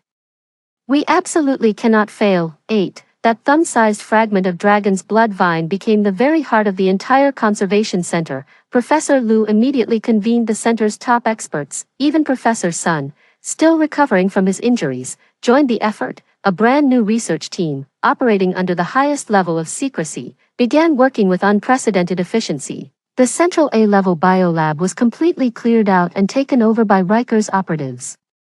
They installed countless monitoring and sensor devices I couldn't begin to understand. Like silent shadows, they watched over every single step of the experiment. The analysis results came back quickly, but they only plunged everyone into a deeper predicament. The energy structure of this thing is utterly overwhelming, said Dr. Li, the head of biochemical analysis, his face pale as he pointed at a complex model on the screen. The bioenergy it contains is thousands of times greater than what we analyzed in China's herbal concoctions, but its aggressiveness is equally extreme. It assimilates and consumes any organic matter it contacts. If used directly, forget Calum, even a blue whale would be instantly overloaded by its energy and reduced to ashes. A dead silence fell over the laboratory. This outcome is more despairing than mere uselessness. The sample is too small, less than 3 grams. We can't run any more viability tests. Dilution is our only option, but what's the ratio? To what degree do we dilute it to preserve its active components without making it lethal? There's no room for trial and error. We only get one shot at this. The experts argued endlessly, yet none could produce a foolproof plan. Time trickled away amidst the debate. Calum's condition worsened with each passing day. It had completely refused the nutrient solution, and its bodily functions were rapidly deteriorating. We can't wait any longer. Finally, Professor Liu made the decisive call, his voice hoarse and resolute. We're going with the most conservative approach. Take a 1 milligram sample and dilute it with 1,000-fold volume of purified protein solution. Then, we hand it over to Jet. Success or failure hinges on this single move. This decision felt like a high-stakes gamble, betting Calum's life and all our efforts over the past few days on a single roll of the dice. From within the team, a man codenamed Viper, Riker's second-in-command, stepped forward. He was in charge of the lab's technical monitoring and, of everyone present, harbored the deepest animosity toward me. Professor Liu, I object. Viper's voice was as cold and sharp as his namesake.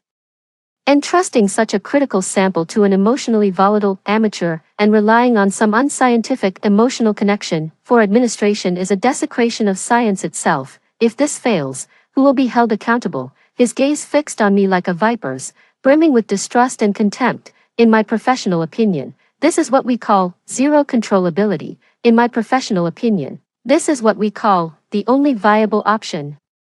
Professor Liu shot back without a hint of courtesy. Calum trusts Jet, and Jet alone. That is a verified, indisputable fact. If you have a better way to make a 300-pound beast, in the throes of peak withdrawal, docilely drink what's in your hand, I'll hand over the sample to you this instant. Viper was left speechless. He snorted coldly and fell silent, but the disdain in his eyes did not diminish in the slightest. In the end, the plan was approved. The lab spent an entire day scraping a nearly imperceptible amount of powder from that precious fragment of dragon's blood vine, concocting a small bowl of dark red, odorless liquid. This was Calum's verdict of life or death. I changed into a sterilized protective suit. It was the first time since my return that I was permitted to enter the biosphere. I pushed open the heavy iron door.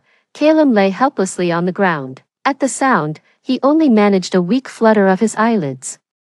But when he saw it was me who had entered, a light instantly rekindled in his dull, ice-blue eyes. He struggled to his feet, letting out a weak but joyful whimper, and staggered toward me. He came up to me and gently, affectionately, nuzzled his massive head against my chest. I could feel its body trembling faintly. Its life force was rapidly fading away. I crouched down, stroking its neck, and slowly pushed the bowl of liquid that held all our hope towards it. Calum, drink it.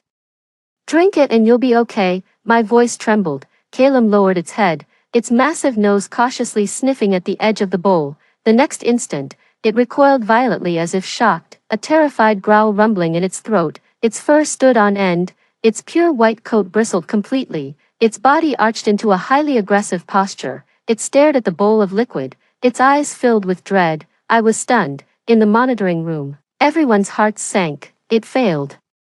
Calum has an instinctive fear of the scent of the dragon's blood vine. That domineering, aggressive energy makes it feel a lethal threat. It's afraid. It would rather starve than touch that bowl of stuff. It growled at the bowl of liquid for a moment, then carefully skirted around it. Coming back to my side, it gently nudged my hand with its head, a soothing purr rumbling in its throat, as if urging me to stay away from that dangerous thing. Looking into its intelligent eyes, my heart ached as if pierced by a needle. I slowly retrieved the bowl of liquid. The first attempt ended in utter failure. A heavy pall of despair hung over the entire research center. The shadow of failure loomed over everyone like a dark cloud. For the next 2 days, we tried every method we could think of. We mixed the solution into its favorite meat, and even attempted to force it down. But all efforts failed. Calum's wariness was beyond imagination. It shunned anything that carried even a trace of the dragon's blood vine. Calum's body deteriorated at a visible rate. It stopped moving about, spending most of its time lying on the ground, its breath growing faint. Its once magnificent coat, which had gleamed like snow-white satin, lost its luster, now resembling a pile of discarded, threadbare blankets. I stayed in the habitat every day, keeping it company. I could do nothing but sit by its side, stroking it over and over, talking to it.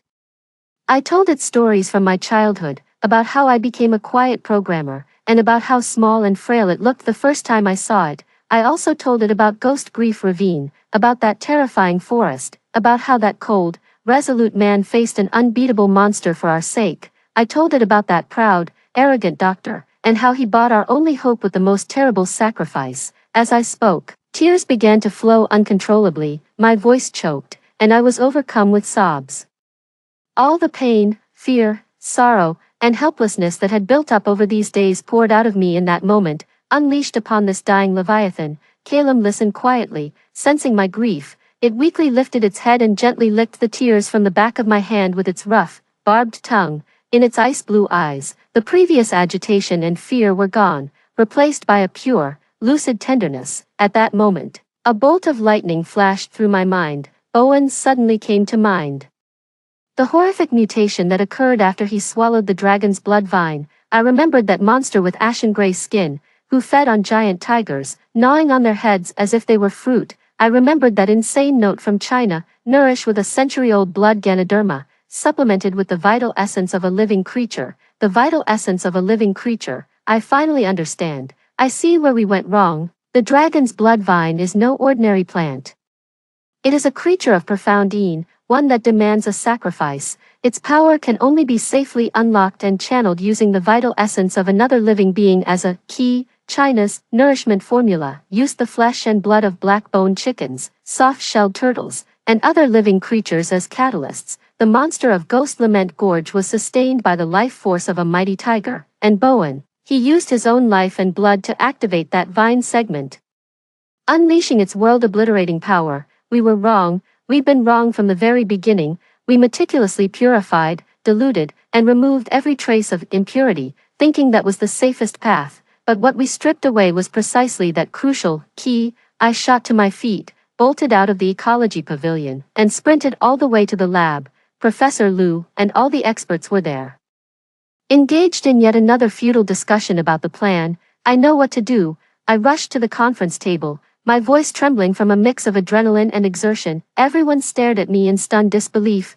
Blood. I pointed at the molecular structure diagram of the dragon's blood vine on the screen. We need blood, as a catalyst, As a key, I poured it all out, everything I had witnessed at Ghost Sorrow Gorge. My deductions about the living essence, my words were frantic. Yet crystal clear, a deathly silence fell over the entire laboratory. Everyone was looking at me like I was a madman, preposterous. Viper was the first to jump in and berate me. Jet, has that monster corrupted your mind? How could you propose such an absurd, witchcraft-like theory, adding blood to the precious serum? Are you trying to kill it with septicemia on the spot? It's not witchcraft. This is a conclusion we paid for with 2 lives. I glared at him, my eyes bloodshot. You scientists, with your heads buried in data and charts, have no grasp of that thing's true nature. It's not science, it's myth, it's magic, it's a devil that demands a blood sacrifice. Enough, Professor Liu barked, cutting off our argument. He stepped in front of me, his eyes locked onto mine, filled with struggle and hesitation. Jet, are you sure? I'm sure, I said, looking at him and enunciating each word clearly. When Bowen bit off that vine, it was stained with his blood. After that creature devoured Bowen, it grew stronger, this cycle fueled by life. That's the truth. Professor Liu closed his eyes, the aged skin of his cheek twitching slightly. A full minute passed before he opened his eyes again, and in his gaze was a desperate, all-or-nothing madness. Dr. Lee, prepare the centrifuge, draw 10 milliliters of blood from Calum, extract the purest serum protein, and add it to the solution as a catalyst. Professor, this is far too risky, do as I say. Professor Liu's voice brooked no argument. We have no time left for so-called scientific verification. Right now, I choose to trust the instinct of a man who clawed his way back from hell. A new solution was quickly prepared. A single golden drop of serum, extracted from Calum's blood, was added to the bowl of dark red liquid. Carrying this bowl, the elixir that truly held our last hope, I entered the biosphere once more. Calum remained lying there, weak. But it seemed to sense that this was the final moment. I walked up to it and crouched down, not rushing to hand over the bowl. I just looked into its eyes and said softly, Calum, I don't know if this will save you or kill you, but this is our last chance. For Captain Kane, for Dr. Bowen, and for yourself. Give it everything you've got. Okay. I slowly pushed the bowl towards it. Calum looked at the bowl of liquid, then back at me. It didn't back away and snarl like it did last time.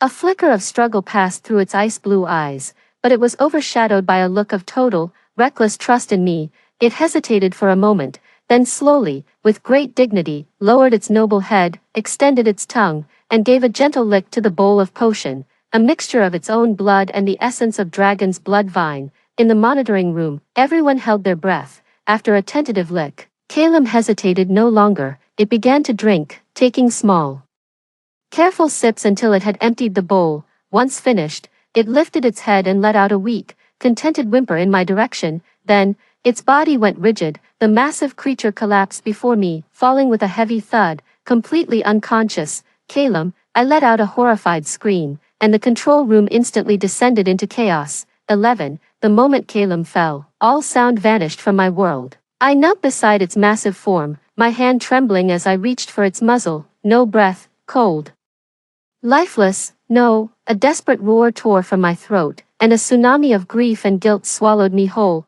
It was me. I killed it with my own hands. I, that presumptuous fool, with a ridiculous, baseless hunch, ended the last divine miracle on this planet. The doors to the ecodome were violently thrown open. Professor Liu and several researchers burst into the room in a frenzy. Right behind them, a fully armed and grim-faced Viper entered with his squad. Now, start CPR, get the epinephrine ready. Professor Liu threw himself down beside Calum, his hands trembling so violently he couldn't even steady his stethoscope. The researchers scrambled to haul in a massive defibrillator unit. Move. Viper shoved me aside with brutal force, looking down at me with a contempt and malice so intense it felt almost tangible. Jet, is this what you call intuition, you murderer? You've personally destroyed the nation's most vital asset. He drew the pistol from his hip, its dark, empty muzzle aimed squarely between my eyes. Under S-Class surveillance protocol, when a target causes irreparable damage to national security, I am authorized to carry out your immediate sanitization. I slumped on the ground, staring into the cold barrel of the gun, yet felt not a single trace of fear. My heart is dead. If my life could be the price to join Calum in death, to atone for the sacrifices of Kane and Bowen, then so be it. I slowly closed my eyes. Stop. Professor Liu sprang to his feet, placing himself squarely between me and the gun's muzzle. Like a grizzled wolf protecting its cub, he fixed Viper with a deathly stare. Until the final results are in, no one touches him. Results. Viper let out a harsh, grating laugh. Professor Liu, how long are you going to keep deluding yourself? Its heart has stopped. Its brainwaves are flatlined. It's dead, at that very moment. A young researcher who had been monitoring the instrument data let out a cry of utter disbelief. Wait, look, the vital signs monitor. Every eye in the room snapped to the screen of the instrument before him. On the screen, the line representing Caleb's vital signs, which had flatlined, was now beginning to climb, slowly, almost imperceptibly, but with a stubborn, undeniable certainty. That's not a recovery. It's more like a rebirth born from destruction. That's impossible.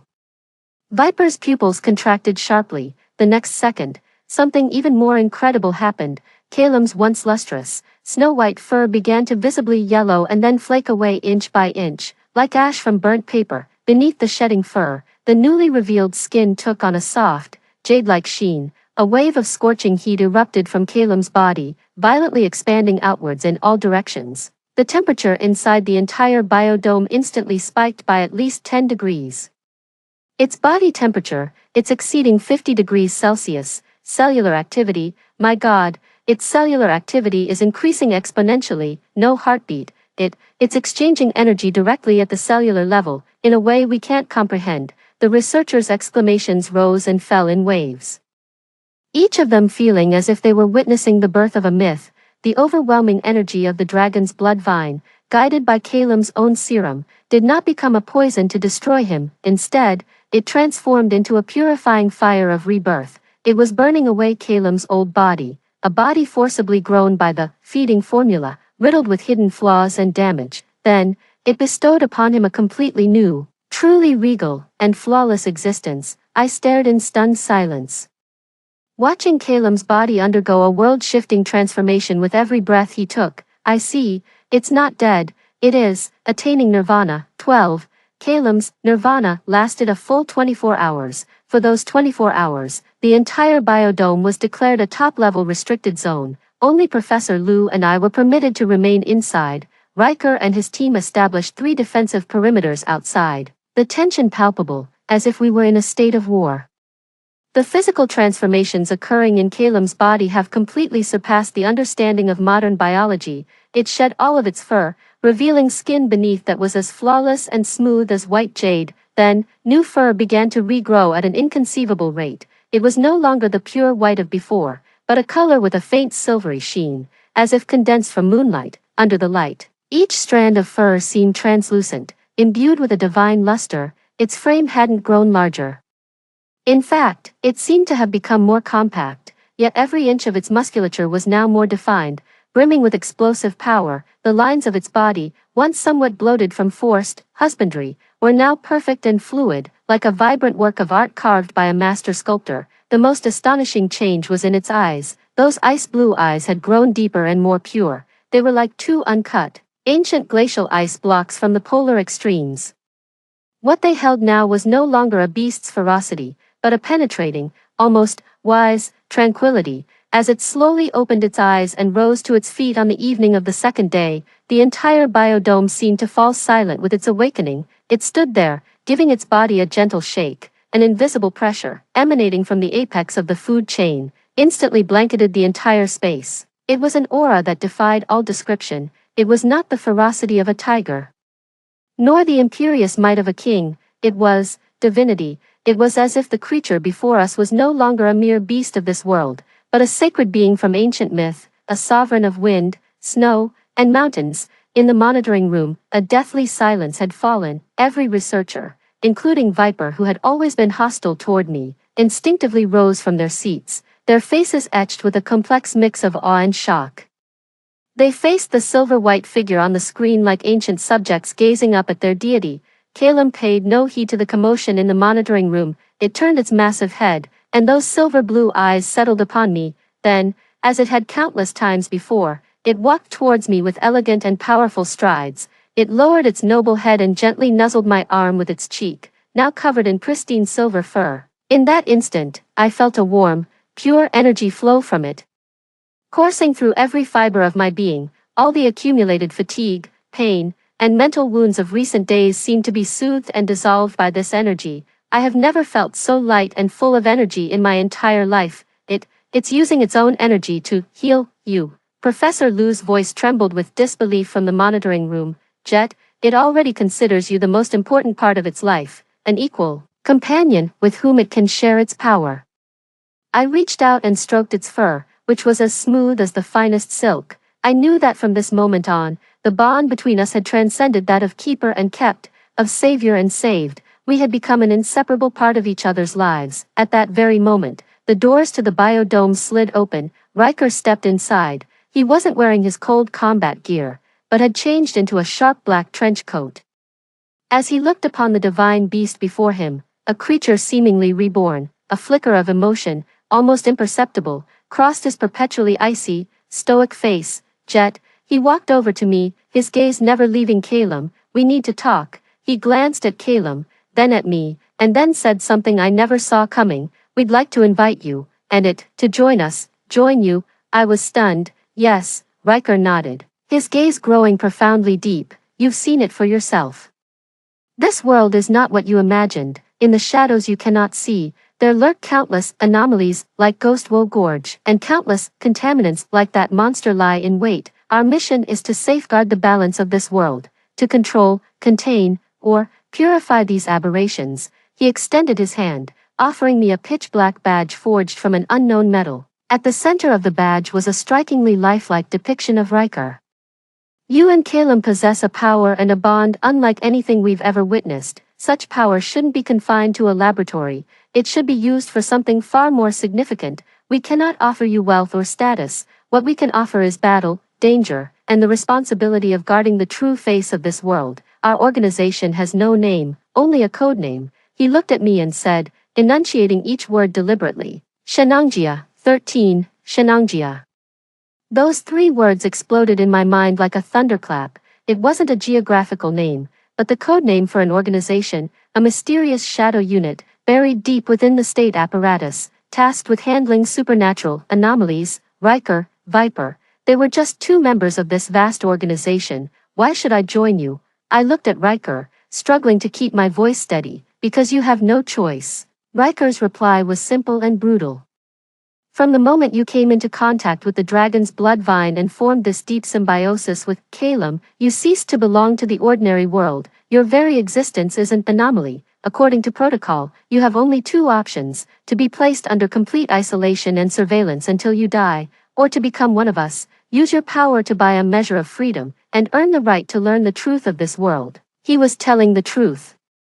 After facing life and death in Ghost Gorge and witnessing that unimaginable power of purification, I knew with absolute clarity that I could never go back to my old, comfortable, and quiet life as a programmer. My gaze shifted to Calum beside me. He lay quietly at my feet, his silver-blue eyes calm as still water, as if they could see through all the turmoil within me. To let him be locked in this biosphere for life, a subject for all manner of research and experiments, no. It belongs to a wider world. He is a king, a divine beast. He should stand atop the mountain, surveying his domain, not become a caged treasure. What will happen to Calum if I join? I asked the question that concerned me most. He will no longer be a research specimen, Riker said, glancing at Calum with a hint of respect he himself hadn't noticed. He will become your combat partner, codename Orion. He will receive the most professional training. His power will be guided and developed. He will work alongside you to carry out missions that only the 2 of you can accomplish.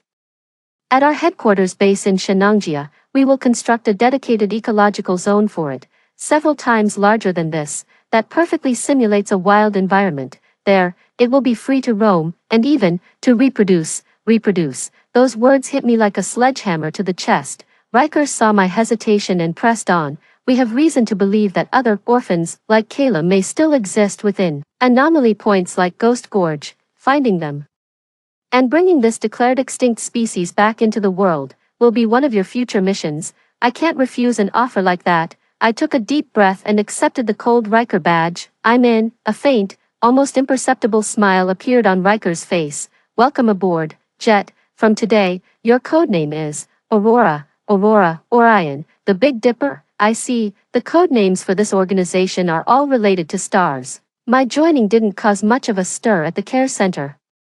As everything was conducted under the highest level of secrecy, the official story is that I will serve as Calum's lifetime guardian, and together, we will be relocated to a higher level, more secure national classified facility.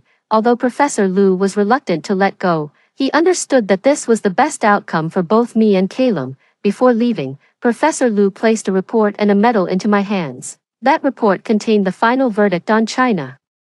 She was sentenced to life imprisonment without the possibility of parole, convicted on multiple charges including illegal research, endangering public safety, and numerous counts related to the poaching and smuggling of rare flora and fauna. That deranged woman, who sought to restore her family's glory, will spend her pitiful remaining years in a cold prison cell. That medal was the First-Class National Guardian Hero Award, posthumously conferred by the state upon Kane and Bowen. As I looked at those two heavy, gold-gleaming medals, I seemed to see once more that resolute figure walking away, and that tragic, final smile. The organization has taken care of their families, Professor Liu said, his voice low and heavy with grief. All honors and compensations will be of the highest order, but we all owe them a life. I carefully put the two medals away, then bowed deeply and solemnly to Professor Liu. Professor, thank you, please, say goodbye to them for me. The weather was beautiful on the day I left. The black Riker aircraft descended onto the landing pad once more, silent as a whisper. For the first time, Calum stepped outside the biodome, when its silver-white, mythical beast-like form appeared in the sunlight. All those who had come to see us off let out a collective gasp of genuine awe and reverence. It was not confined to a cage. It simply walked quietly and gracefully by my side, like the most loyal of knights guarding his sovereign. Together, we boarded the aircraft that would carry us toward our unknown fate. The hatch slowly closed. Through the porthole, I took one last look at the world I had lived in for so long. Farewell, my mediocre past. A brand new world, filled with danger, challenge, and unknown wonders, was slowly unfolding before my eyes. My gaze fell upon Calum's eyes beside me, deep and fathomless as the starry sky. I knew that with him by my side, I would fear no hardship. Be it a path of swords and fire or the very pits of hell, our journey lies among the stars and into the abyss. 14. The black aircraft, codenamed Xian Niao, pierced through the cloud layer and entered an airspace shielded by an artificial weather system. The view outside the window was no longer ordinary mountains and rivers, but a scene so breathtaking it would drive any geologist to madness. A massive, seemingly God-split mountain range had been hollowed out and transformed into a vast, semi-open base. Countless silver-white structures clung to the cliff sides like a metallic forest. At the valley's lowest point lay an artificial lake, its waters a sapphire blue. Above it, several Xianyao aircraft patrolled fixed routes like silent birds of prey. This was one of the headquarters bases for the Shenangjia organization, codenamed Yujing. The aircraft didn't land on any runway. Instead, it flew directly toward a sheer cliff face at the very heart of the mountain range. There, the rock slid open without a sound, revealing a massive internal hangar. As we disembarked down the air stairs, we were not met with sorrow or sympathy, but by a team of staff in white lab coats, their expressions grave. Target, Aurora, S-class surveillance subject, heart rate elevated, adrenaline levels high, recommend psychological debriefing and physical restoration. Cold, precise data had replaced all unnecessary pleasantries. Calum seemed curious about the surroundings, but he stayed close by my side, his massive head occasionally nudging my arm as if to soothe my nerves. An elderly man in a dark blue uniform, with the Big Dipper General Star insignia on his shoulder, approached us. His hair was gray, but he stood ramrod straight, his gaze as sharp as a hawk's. Comrade Jet, welcome to Yujing, he said, extending his hand to me. I am the supreme commander of this base. My codename is Jove. I shook his hand, his grip was broad and firm. The sacrifice of comrades Kane and Bowen is a profound loss for the organization. Their families will be taken care of. Their honor will be forever inscribed upon the wall of heroes. His voice was steady and firm, carrying a power that could soothe the soul. But those of us who remain must carry their will forward and continue the march. He turned his gaze to Calum, even for a man accustomed to grand spectacles.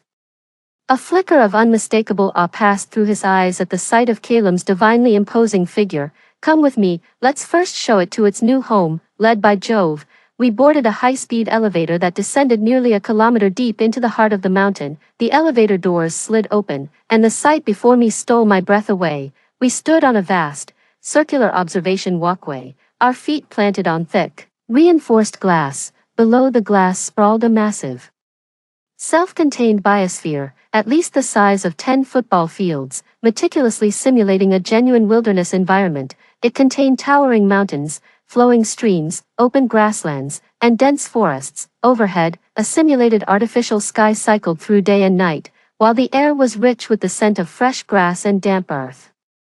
This is the Calem realm, Jove introduced, a bespoke ecological zone, custom-built from your battle partner's genetic data. The environmental parameters here represent the optimal conditions on Earth for its survival and evolution. Go on, let it experience true freedom. On one side of the observation corridor, a massive alloy door slid open without a sound, revealing a gentle slope leading down to the ecosphere below. Calem seemed to understand. It glanced back at me, its ice blue eyes full of inquiry. I crouched down, stroking its head, and whispered, "Go on, Calem, this is your kingdom now." With my permission granted, a low, joyful rumble sounded from its throat. The next instant, it moved. A streak of silvery lightning shot past me, racing down the gentle slope and into the ecosystem below. It no longer suppressed its true nature. It ran wild across the vast grassland, its speed so great it left only a trail of afterimages. In a single bound, it leaped to the summit of a man-made mountain dozens of meters high,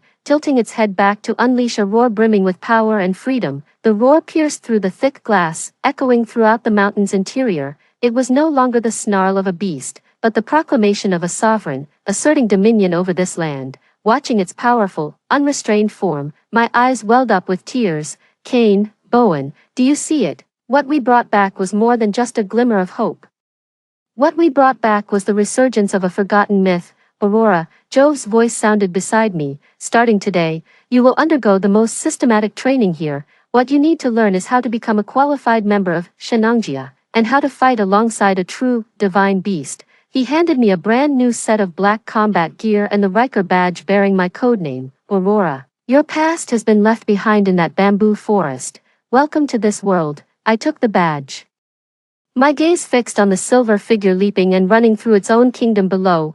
I knew it then. From this moment on, my life would be irrevocably bound to it, to this organization called Shenangjia. Our battlefield was no longer one of code and programs, but the forbidden, unknown abysses and domains hidden in the shadows of the real world. 15. My life at the Jade Capital Base kicked off at a brutally intense pace. Every morning at 5, I'd be jolted awake by the blaring alarm, followed by 3 grueling hours of physical training. My instructor was the man codenamed Viper. He held no affection for me and was utterly merciless during drills, loaded marches, combat techniques, survival training. He used the harshest standards to mold me, a programmer who couldn't hurt a fly, into a competent soldier. I never uttered a single word of complaint. Every time I'm completely exhausted and on the verge of giving up, I think of Cain and Bowen.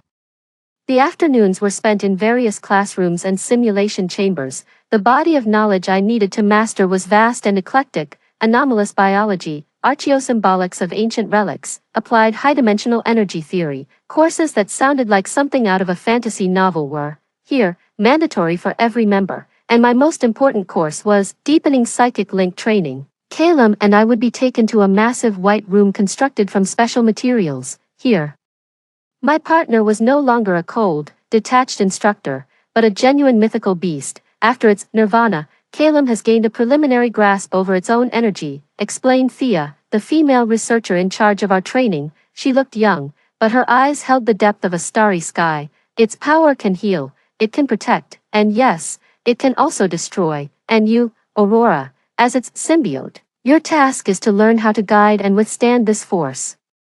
The training method was simple and brutal. I had to spar with Calem, of course. It wasn't a real fight. Calem would unleash waves of energy at me, non-lethal, but incredibly forceful. My task was to anticipate, dodge, and even redirect that energy, relying solely on our psychic link without any external aid. during the first training session, an invisible shockwave from Calum blasted me over a dozen meters back. I slammed into the cushioned wall and blacked out on the spot, but I wasn't hurt. The moment the energy hit, Calum precisely reined in its force. At the same time, a warm current washed over me, mending the impact I'd just taken. I was sent flying again and again, only to pick myself up time after time. Gradually, I learned how to sense Calum's intent through our link before it even launched an attack. It was a strange, almost mystical feeling, like a premonition flashing in my mind, or a sudden, inexplicable urge to dodge left or right. A month later, I could just barely manage to last 5 minutes against Calum's steady, unhurried barrage of energy orbs without getting hit. My progress surprised everyone, even Viper, who had never thought much of me. Through this training, Calum's mastery over his own power grew increasingly refined. He even learned to compress his energy into a silvery white shield to protect me. The understanding between us had transcended words and gestures, reaching a state of perfect mental harmony. Just as I was growing accustomed to this new life, the real mission arrived without warning. Late that night, the entire Yujing base was suddenly put on the highest level red alert. The piercing shriek of the alarm tore through the silent night sky. Jolted awake from my sleep, I suited up in my combat gear within a minute and rushed to the designated assembly point. Calum was also teleported from its Calum realm. It stood quietly by my side, its silver blue eyes holding a level of vigilance I had never seen before. Riker, Viper, Thea, and a few other elite operatives I didn't recognize, codenamed Kale and Kai Yang, were already there, geared up and waiting. A massive holographic projection flickered to life in the center of the assembly hall. 3 hours ago, the Heavenly Lake Monitoring Station, in the depths of the Changbai Mountains, suddenly lost contact with HQ. Riker's voice was cold and grave. This is the image they transmitted in the final second before the signal cut out. On the hologram, an image appeared, grainy, distorted, and riddled with static. The backdrop of the photo is the snow-covered Heaven Lake on Changbai Mountain. However, on the surface of the lake, a massive, pitch-black, vortex-like opening had appeared. Around the edges of the opening, there seemed to lurk some enormous, tentacle-like shadows. Initial assessment confirms an A-class spatial rift incident. With signs of high-energy, contaminant leakage, Riker's gaze swept over each of us. Headquarters orders me to lead the Big Dipper squad to the site immediately. We are to secure the area, assess the rift status, and, if necessary, purify any leaked contaminant. His gaze finally settled on Calum and me. Aurora, your mission is to lead the first wave and recon the contaminated zone. Calum's sensitivity to energy surpasses all our equipment. I need you to find out what exactly is crawling out of those rifts. This was my first real combat mission, no drills, no buffer. What we were facing head-on was a Class A incident, a terror event severe enough to trigger the highest level alert across the entire base. I looked at Calum, quiet and powerful by my side, and remembered the 2 medals I had kept safe and treasured. I took a deep breath, stepped forward, and answered in a low, steady voice, Aurora, copy that. 16, the black Xian Niao aircraft, like a phantom, silently cleaved through the frigid night sky over Changbai Mountain. Inside the cabin, the atmosphere was as oppressive as frozen ice. Every member of the Beidou squad was checking their gear. Riker was cleaning a peculiarly shaped energy rifle. Viper was calibrating the microcomputer on his wrist, while Thea, with her eyes closed, rapidly tapped her fingers in the air, seemingly engaged in a high-speed data exchange with the headquarters database. It was just Calum and me, sitting quietly in the corner. Calum lay at my feet, his silver blue eyes half-closed as if dozing. But the slight twitch of his nostrils and the occasional flick of his ears betrayed how his keen senses were actively gathering every bit of information from our surroundings. Meanwhile, through our psychic link, I could feel the emotions he was projecting. It was a complex mix of curiosity, wariness, and a hint of disgust. It seemed to have already sensed the aura emanating from that spatial rift. An aura that made it feel profoundly uneasy. 5 minutes to the target airspace.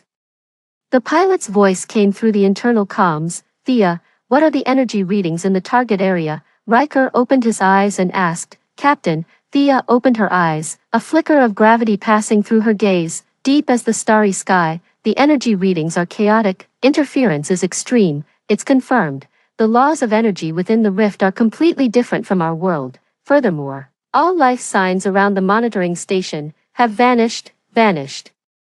Those two words dropped the temperature in the cabin another few degrees. Aurora, Riker looked at me. What's Caleb's status? It really didn't like the smell of that place, I answered truthfully. It felt filthy, chaotic. Riker nodded and fell silent. Soon, the aircraft began to decelerate, coming to a hover about 2 kilometers above the celestial pool. We can't go any closer, the pilot reported. The space ahead is warping erratically. Forcing our way in would tear us apart. Open the hatch, prepare for fast rope deployment, Riker commanded. This time, I was no longer the green recruit who'd been trembling with fear at Ghost Gorge. With practiced ease, I secured the specialized safety lines for both myself and Caleb, and was the first to take my position at the hatch. A bitingly cold wind, laden with snowflakes, instantly rushed in, lashing against our faces like a knife. Below lay a primeval forest blanketed in pristine snow, like something out of a fairy tale, yet in that world of pure white, the direction of the celestial pool was marred by a vast, ink-like stain, radiating an ominous and deathly stillness. Aurora, you go down first. Remember, your mission is reconnaissance, not combat. Confirm the target's location and numbers, then report back immediately. Do not engage. Long's icy voice echoed in my ear. Understood. I gave Caleb's neck a pat, and he responded with a low, understanding growl. Then, man and beast together.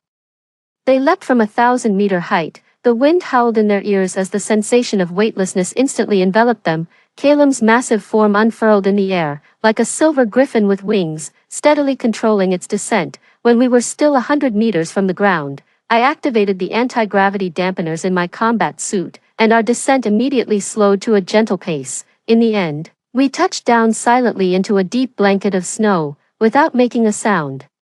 Caleb and I quickly unfastened our harnesses and melted into the shadows of the snow-laden forest. We've landed safely, beginning infiltration of the target area. I reported to Riker through my throat mic. Copy that, stay sharp. Caleb and I moved swiftly and silently through the snow, one after the other. His 4 paws left no trace in the snow, as if his body were weightless. The closer we got to the heavenly lake, the more unsettling the surroundings became. A faint, strange odor began to permeate the air, a mix of ozone and rotting flesh. The shapes of the surrounding trees began to twist and contort, their trunks sprouted black, tumor-like growths, and their branches reached toward the sky like the desperate, outstretched arms of a dying patient. Everything was deathly still. There was no wind, no insect sounds, not even a single animal track to be seen. This place was a desolate wasteland shrouded in death. We stopped on a ridge. With the Tianchi Lake lying ahead, the sight before me was even more shocking and terrifying than what the photographs had shown. The entire surface of Heaven Lake was now completely dominated by that colossal black vortex. It rotated slowly, like a giant, abyssal eye staring up at the sky. Countless streams of a black, viscous, oil-like substance were continuously surging from its center, staining the once clear water a pitch black, and at the edges of the vortex, dozens of thick, black tentacles, covered in suckers and eyes, thrashed wildly in the air like monstrous serpents. The monitoring station, built on the lake's shore, was now completely encased in that black slime, transformed into a silent, dark tomb. Captain, this is Aurora. I've reached the objective, I whispered, transmitting everything I saw in real time back to the craft via my combat suit's camera. The contaminant entity is confirmed. Designation, Abyssal Eye, count as 1, but my words trailed off. Cut short, because Caleb suddenly arched his back, a deep, thunderous, and profoundly dangerous growl rumbling from his throat. Its gaze was not fixed on the colossal creature in the celestial pool. Instead, it was locked intently on a grove of birch trees to our right. Not far in the distance, the place appeared empty, nothing but a silent stretch of forest blanketed in snow. But Caleb's reaction told me that something was there. There's something more dangerous than that big one in the celestial pool. What's wrong? Riker's voice instantly grew wary. Caleb found something else. Wait, what is that? I followed Caleb's gaze. There, in the silent birch forest, stood the figure of a little girl in a red windbreaker, her back to us, beneath a tree. She looked to be only about 7 or 8 years old, with her hair tied up in 2 little pigtails. How could a living, breathing little girl appear in this lifeless, desolate place? My scalp crawled with primal dread. At that very moment, the little girl slowly turned around. She had no face. Where her face should have been was a smooth, mirror-like expanse of skin. In that mirror, I saw the clear, distorted reflection of my own face, twisted by utter terror. Then, a child's voice, innocent in timbre yet dripping with malice, rang out directly inside my mind. Big brother, are you scared? 17. The sound didn't travel through the air or any comms device. It pierced my brain like an icy steel needle. Big brother, are you scared? A childish voice, laced with a malice and mockery far beyond its years. My mind went blank with a buzz. Everything before my eyes began to warp. The pristine snowfield, the straight birch trees, all melted into bizarre, flowing pools of color upon that smooth, mirror-like face. Fear, magnified 1,000-fold, solidified into an icy torrent that instantly froze my blood and my thoughts.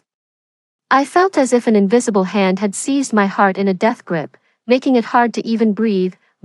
A roar, brimming with fury and a fierce will to protect, exploded like a thunderclap within the depths of my mind. It was Calum, its massive head slammed into my side, and a familiar, warm, and pure energy instantly surged through my entire being, utterly dispelling the icy mental intrusion from the mirror girl. I snapped back to reality, my body drenched in cold sweat. I was almost lost in that terrifying illusion just now. Aurora, report your status. Your psychic fluctuation index is spiking abnormally. Riker's urgent voice crackled over the comms. I'm fine, I answered through gritted teeth. I was hit with a psychic attack. The target is that little girl, codename, Mirror. She has no face, but she can reflect a person's fears. The very instant my words faded, the little girl known as Mirror moved. She didn't run. Nor did she make any move to attack. She simply raised her hand toward us and offered a faint, gentle smile. She had no mouth, yet I could clearly see that smile. Then, the mirror on her face blazed with intense light. In the next second, the entire world around me changed. The once deathly silent birch forest instantly came alive with a clamor. One after another, mirror girls in red windbreakers emerged silently from behind every tree and from beneath every mound of snow. 10, 100. 1,000, a dense swarm of mirrors instantly surrounded us, cutting off all escape. They all wore their hair in pigtails, all were clad in red, and all were faceless. With their smooth, mirror-like faces, they silently gazed at us, reflecting the small, isolated figures of Calum and myself. Captain, we're surrounded. They're illusions. I can't even estimate how many. I felt my scalp crawl. Those aren't illusions. Thea's voice held a rare note of horror.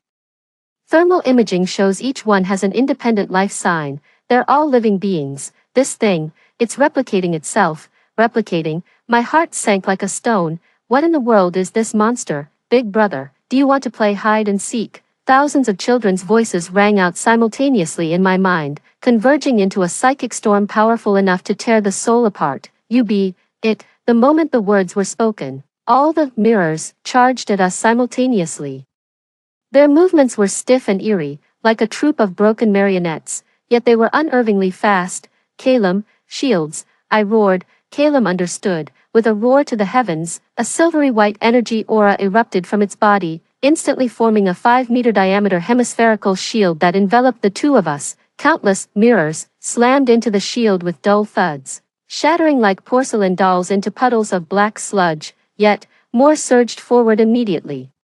Wave upon relentless wave, in an endless assault, the shield flickered violently, and Calum's body began to tremble slightly. Sustaining this level of output was a tremendous strain, even for it. Aurora, hold on, Riker's voice came through. He seemed to have made a decision. Lock onto the abyssal eye tentacle. Saturation fire. Kale, Kaiyang, prepare to deploy the celestial pivot sequence. Target, that birch forest. Viper, prepare for a solo assault.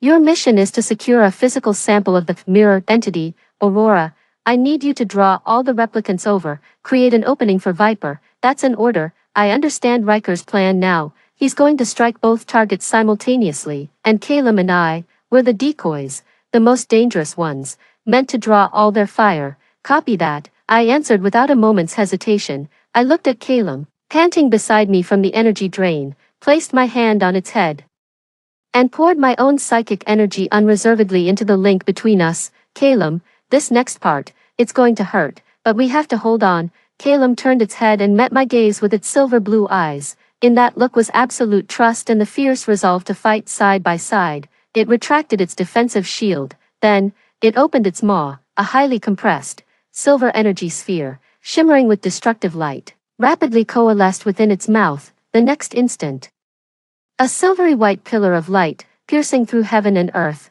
erupted from its maw and shot with overwhelming, annihilating force toward the boundless sea of mirrors. 18. Calem's breath was like a white-hot brand searing into a slab of cold butter. The silvery white beam, composed of pure energy, vaporized everything in its path, snow, trees, and even those fearless mirrors, in an instant, leaving not a single trace behind. No Man's Land, 10 meters wide and hundreds of meters long, had been brutally carved out, but this brief clearing only invited an even more frenzied counterattack. All the mirrors seemed utterly enraged by that strike. Abandoning their previous chaotic charges, they now let out a unified, piercing shriek. From all directions, like a tide of black and crimson, they surged toward us, threatening to drown us completely. Now, Riker's voice crackled over the comms, in the very instant that all the mirrors had their attention fixed on me and Calem. From the Vermilion Bird aircraft, two thicker, more dazzling beams of energy lanced down from the heavens. One beam struck true, slamming into the writhing mass of tentacles belonging to the Eye of the Abyss. In the celestial pool, the searing energy instantly charred and curled the slimy, grotesque appendages, sending black ichor spraying in all directions. The Eye of the Abyss unleashed a silent, soul-rending shriek of agony. Meanwhile, a second beam, carrying a vastly different and lethally oppressive energy, descended directly upon the birch forest that served as the mirror's true lair. Under the beam's radiance, the birch forest did not burn or vaporize. Instead, it was frozen, in a bizarre manner. Within that area, time and space seemed to have been put on pause. Every tree, every snowflake, was preserved in its original state, encased within a faint golden, membranous light. The Celestial Execution Protocol. This was one of the Shenangjia organization's ultimate methods for sealing and containing an anomaly point. Viper, go, a black figure, ghost-like, leapt down from the Xianyao aircraft. Viper activated the short-range thrusters of his combat suit, transforming into a streak of light, at hypersonic speed.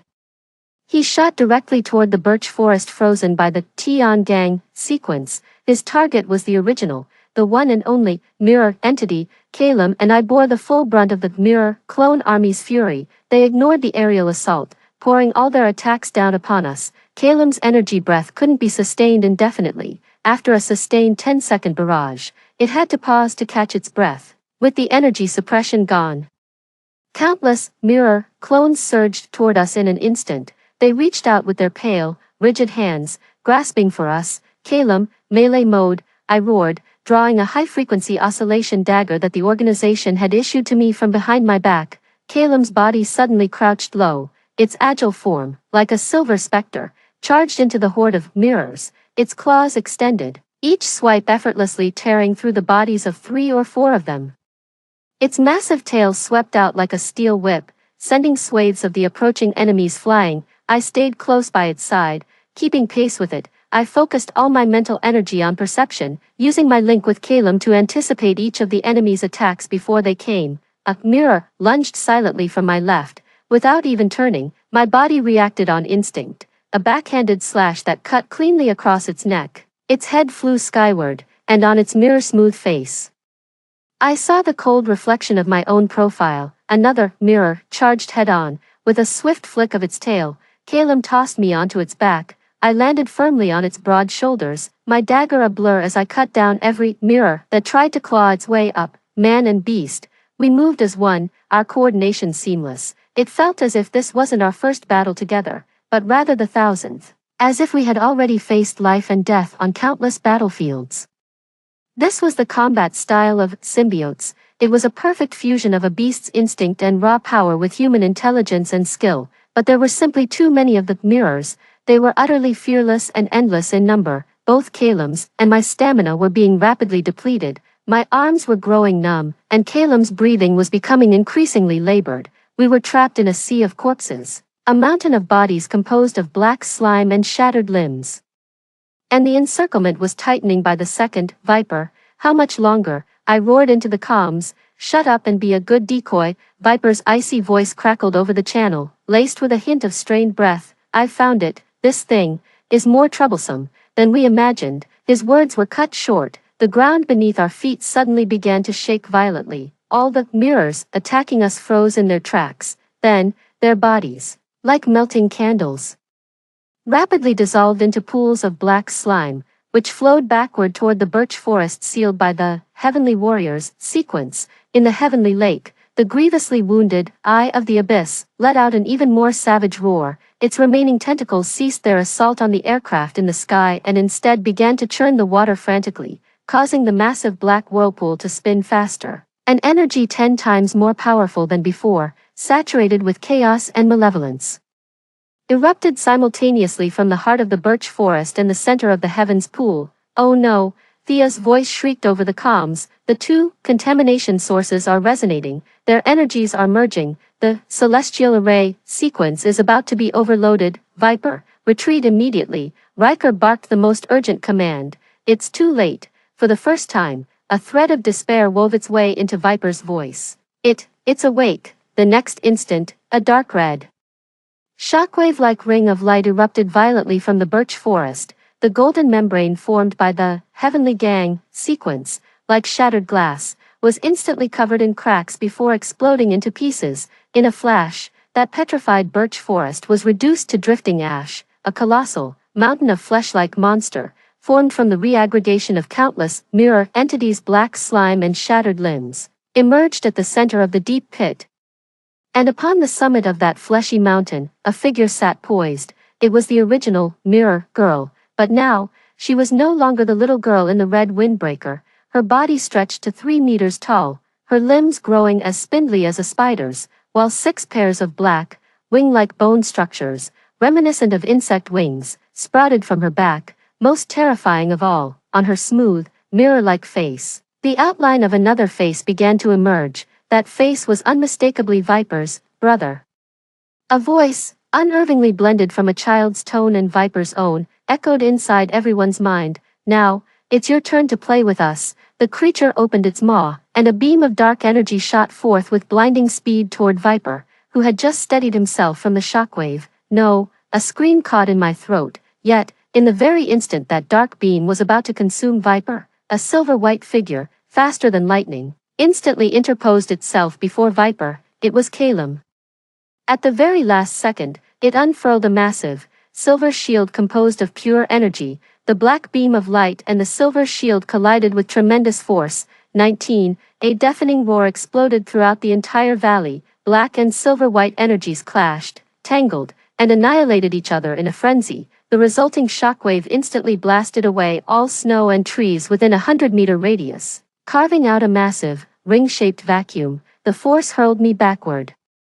I tumbled over a dozen times through the snow before finally skidding to a halt, feeling as if my insides had been rearranged. Calum's massive frame was violently shoved back by the clashing energies. Its feet gouged 4 deep trenches into the frozen earth. The silver shield it raised to block the assault groaned under the corrosive black beam, its surface cracking like a spider's web. It was holding its ground by sheer force, with its own body. It took the full force of the monster's lethal blow, a monster empowered by the fused strength of 2 sources of corruption. Calum, shielded behind Calum, Viper stared at the silver behemoth that had taken the hit for him. He watched its body tremble slightly from the immense agony, and for the first time, his perpetually sneering and indifferent face showed an inexpressible look of shock and profound emotion. Roar! Calum let out a world-shattering roar, pouring every last ounce of his energy into the shield. The silver light blazed with overwhelming intensity. Boom! The silver shield finally shattered, but the black energy beam was completely neutralized and annihilated in turn. Calum's massive frame shuddered, a trickle of silver, mercury-like blood seeping from the corner of its mouth. It was hurt, to protect the man who had always seen it as nothing more than a beast. It had sustained severe injuries. Good job, Calum. I struggled to my feet from the snow, rushing toward it while pouring my worry and urgency through our mental link. "I'm fine, just a scratch." Calum's projected thoughts were weak, yet brimming with a fierce, unyielding will to fight. It shook its massive head and raised it once more. Within its silver-blue eyes, a blazing fury burned as they locked unwaveringly onto the monstrosity perched atop the mountain of flesh. A monarch's dignity is not to be challenged. It, actually, blocked it. at the summit of the flesh mountain, the monster fused with Viper's visage let out an unearthly shriek, a chilling blend of both male and female voices, a mere guardian beast from the mortal realm. How could it possibly possess such power? You are mistaken, a voice, cold as ice, suddenly spoke from behind it. It's Riker. He had appeared soundlessly behind the behemoth at some unknown moment. The muzzle of his uniquely shaped energy rifle was blazing with a harsh, star-like radiance. It is not a guardian beast, Riker's voice, amplified, echoed across the entire battlefield. It is a god, one of the ancient wills of this planet, awakened in the face of you, outer demons. Now, feel the wrath of this world. He pulled the trigger. There was no sound, no recoil, a single, pure, and intensely concentrated golden beam, one that seemed capable of incinerating all creation, erupted from the muzzle. The beam, however, did not target the monster. It shot straight into the sky. The golden pillar of light soared upward, detonating violently a kilometer in the air and transforming into a colossal magic circle, woven from countless golden runes, that enveloped the entire Tianqi region. Final protocol of the Shenangjia sequence, Zhou Tian Xing Do Grand Array, activate. The aged, commanding voice of Commander Jove resonated from every communication device. As he spoke, the colossal golden magic circle in the sky began to slowly rotate. Deep beneath the Changbai Mountains, it was as if some ancient power, slumbering for eons, had been stirred awake. Mountains, rivers, forests, wind, and snow, all the energies of the natural world were drawn by the circle, transforming into countless streams of light that converged toward its center. At the heart of the magic circle, a massive vortex of energy formed, composed of pure, primordial, world force, belonging to the planet itself. Purification, commence. Jove's voice rang out like the final judgment of a god. The colossal vortex of energy coalesced into a golden spear of light that pierced heaven and earth. It descended from the sky, driving itself mercilessly into the very heart of the celestial pool, towards the massive, black spatial rift, the source of all chaos. No. The abyssal eye, and the mirror, let out a simultaneous roar, thick with terror and despair. They frantically mustered every ounce of their power, striving to resist the divine retribution raining down from the heavens, but it was all in vain. Before the will of the entire planet, their so-called power of corruption was as insignificant as a speck of dust. The golden spear of light met no resistance. Piercing straight through the dark spatial rift, there was no explosion, no shockwave. Only an absolute, all-purifying silence. The colossal black vortex, along with the wildly dancing eye of the abyss, melted away within the golden light like snow under the sun, rapidly dissolving, disintegrating, and ultimately vanishing into nothingness. The mountain of flesh, conglomerate from countless limbs, also crumbled apart within the golden radiance. The monster fused with Viper's visage let out one final, unwilling shriek before meeting the same fate.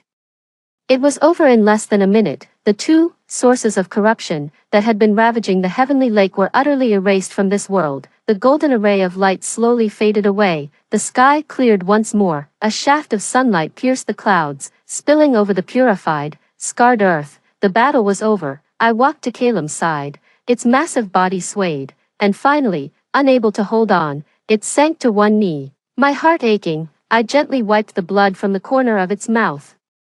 Pouring my own energy into it without reserve, Viper walked over as well. He looked at the weakened Kalem, then at me. The perpetually icy mask on his face finally showed a faint crack. He approached Kalem, removed his helmet, and revealed a pale, sharply defined face, pallid from blood loss. Without a word, he reached out and gave Kalem's massive forepaw a gentle, clumsy pat. Then, he turned to me and spoke in a tone I had never heard from him before, hoarse and solemn. Aurora, you and it saved my life. From today on, Viper, owe you a favor. With that, he put on his helmet and turned to walk toward the waiting transport. His silhouette remained aloof, but it no longer carried the same distasteful air as before. I smiled, watching Kalem slowly recover under the soothing influence of my energy. I knew then, from that moment on, our Beidou team had truly become one.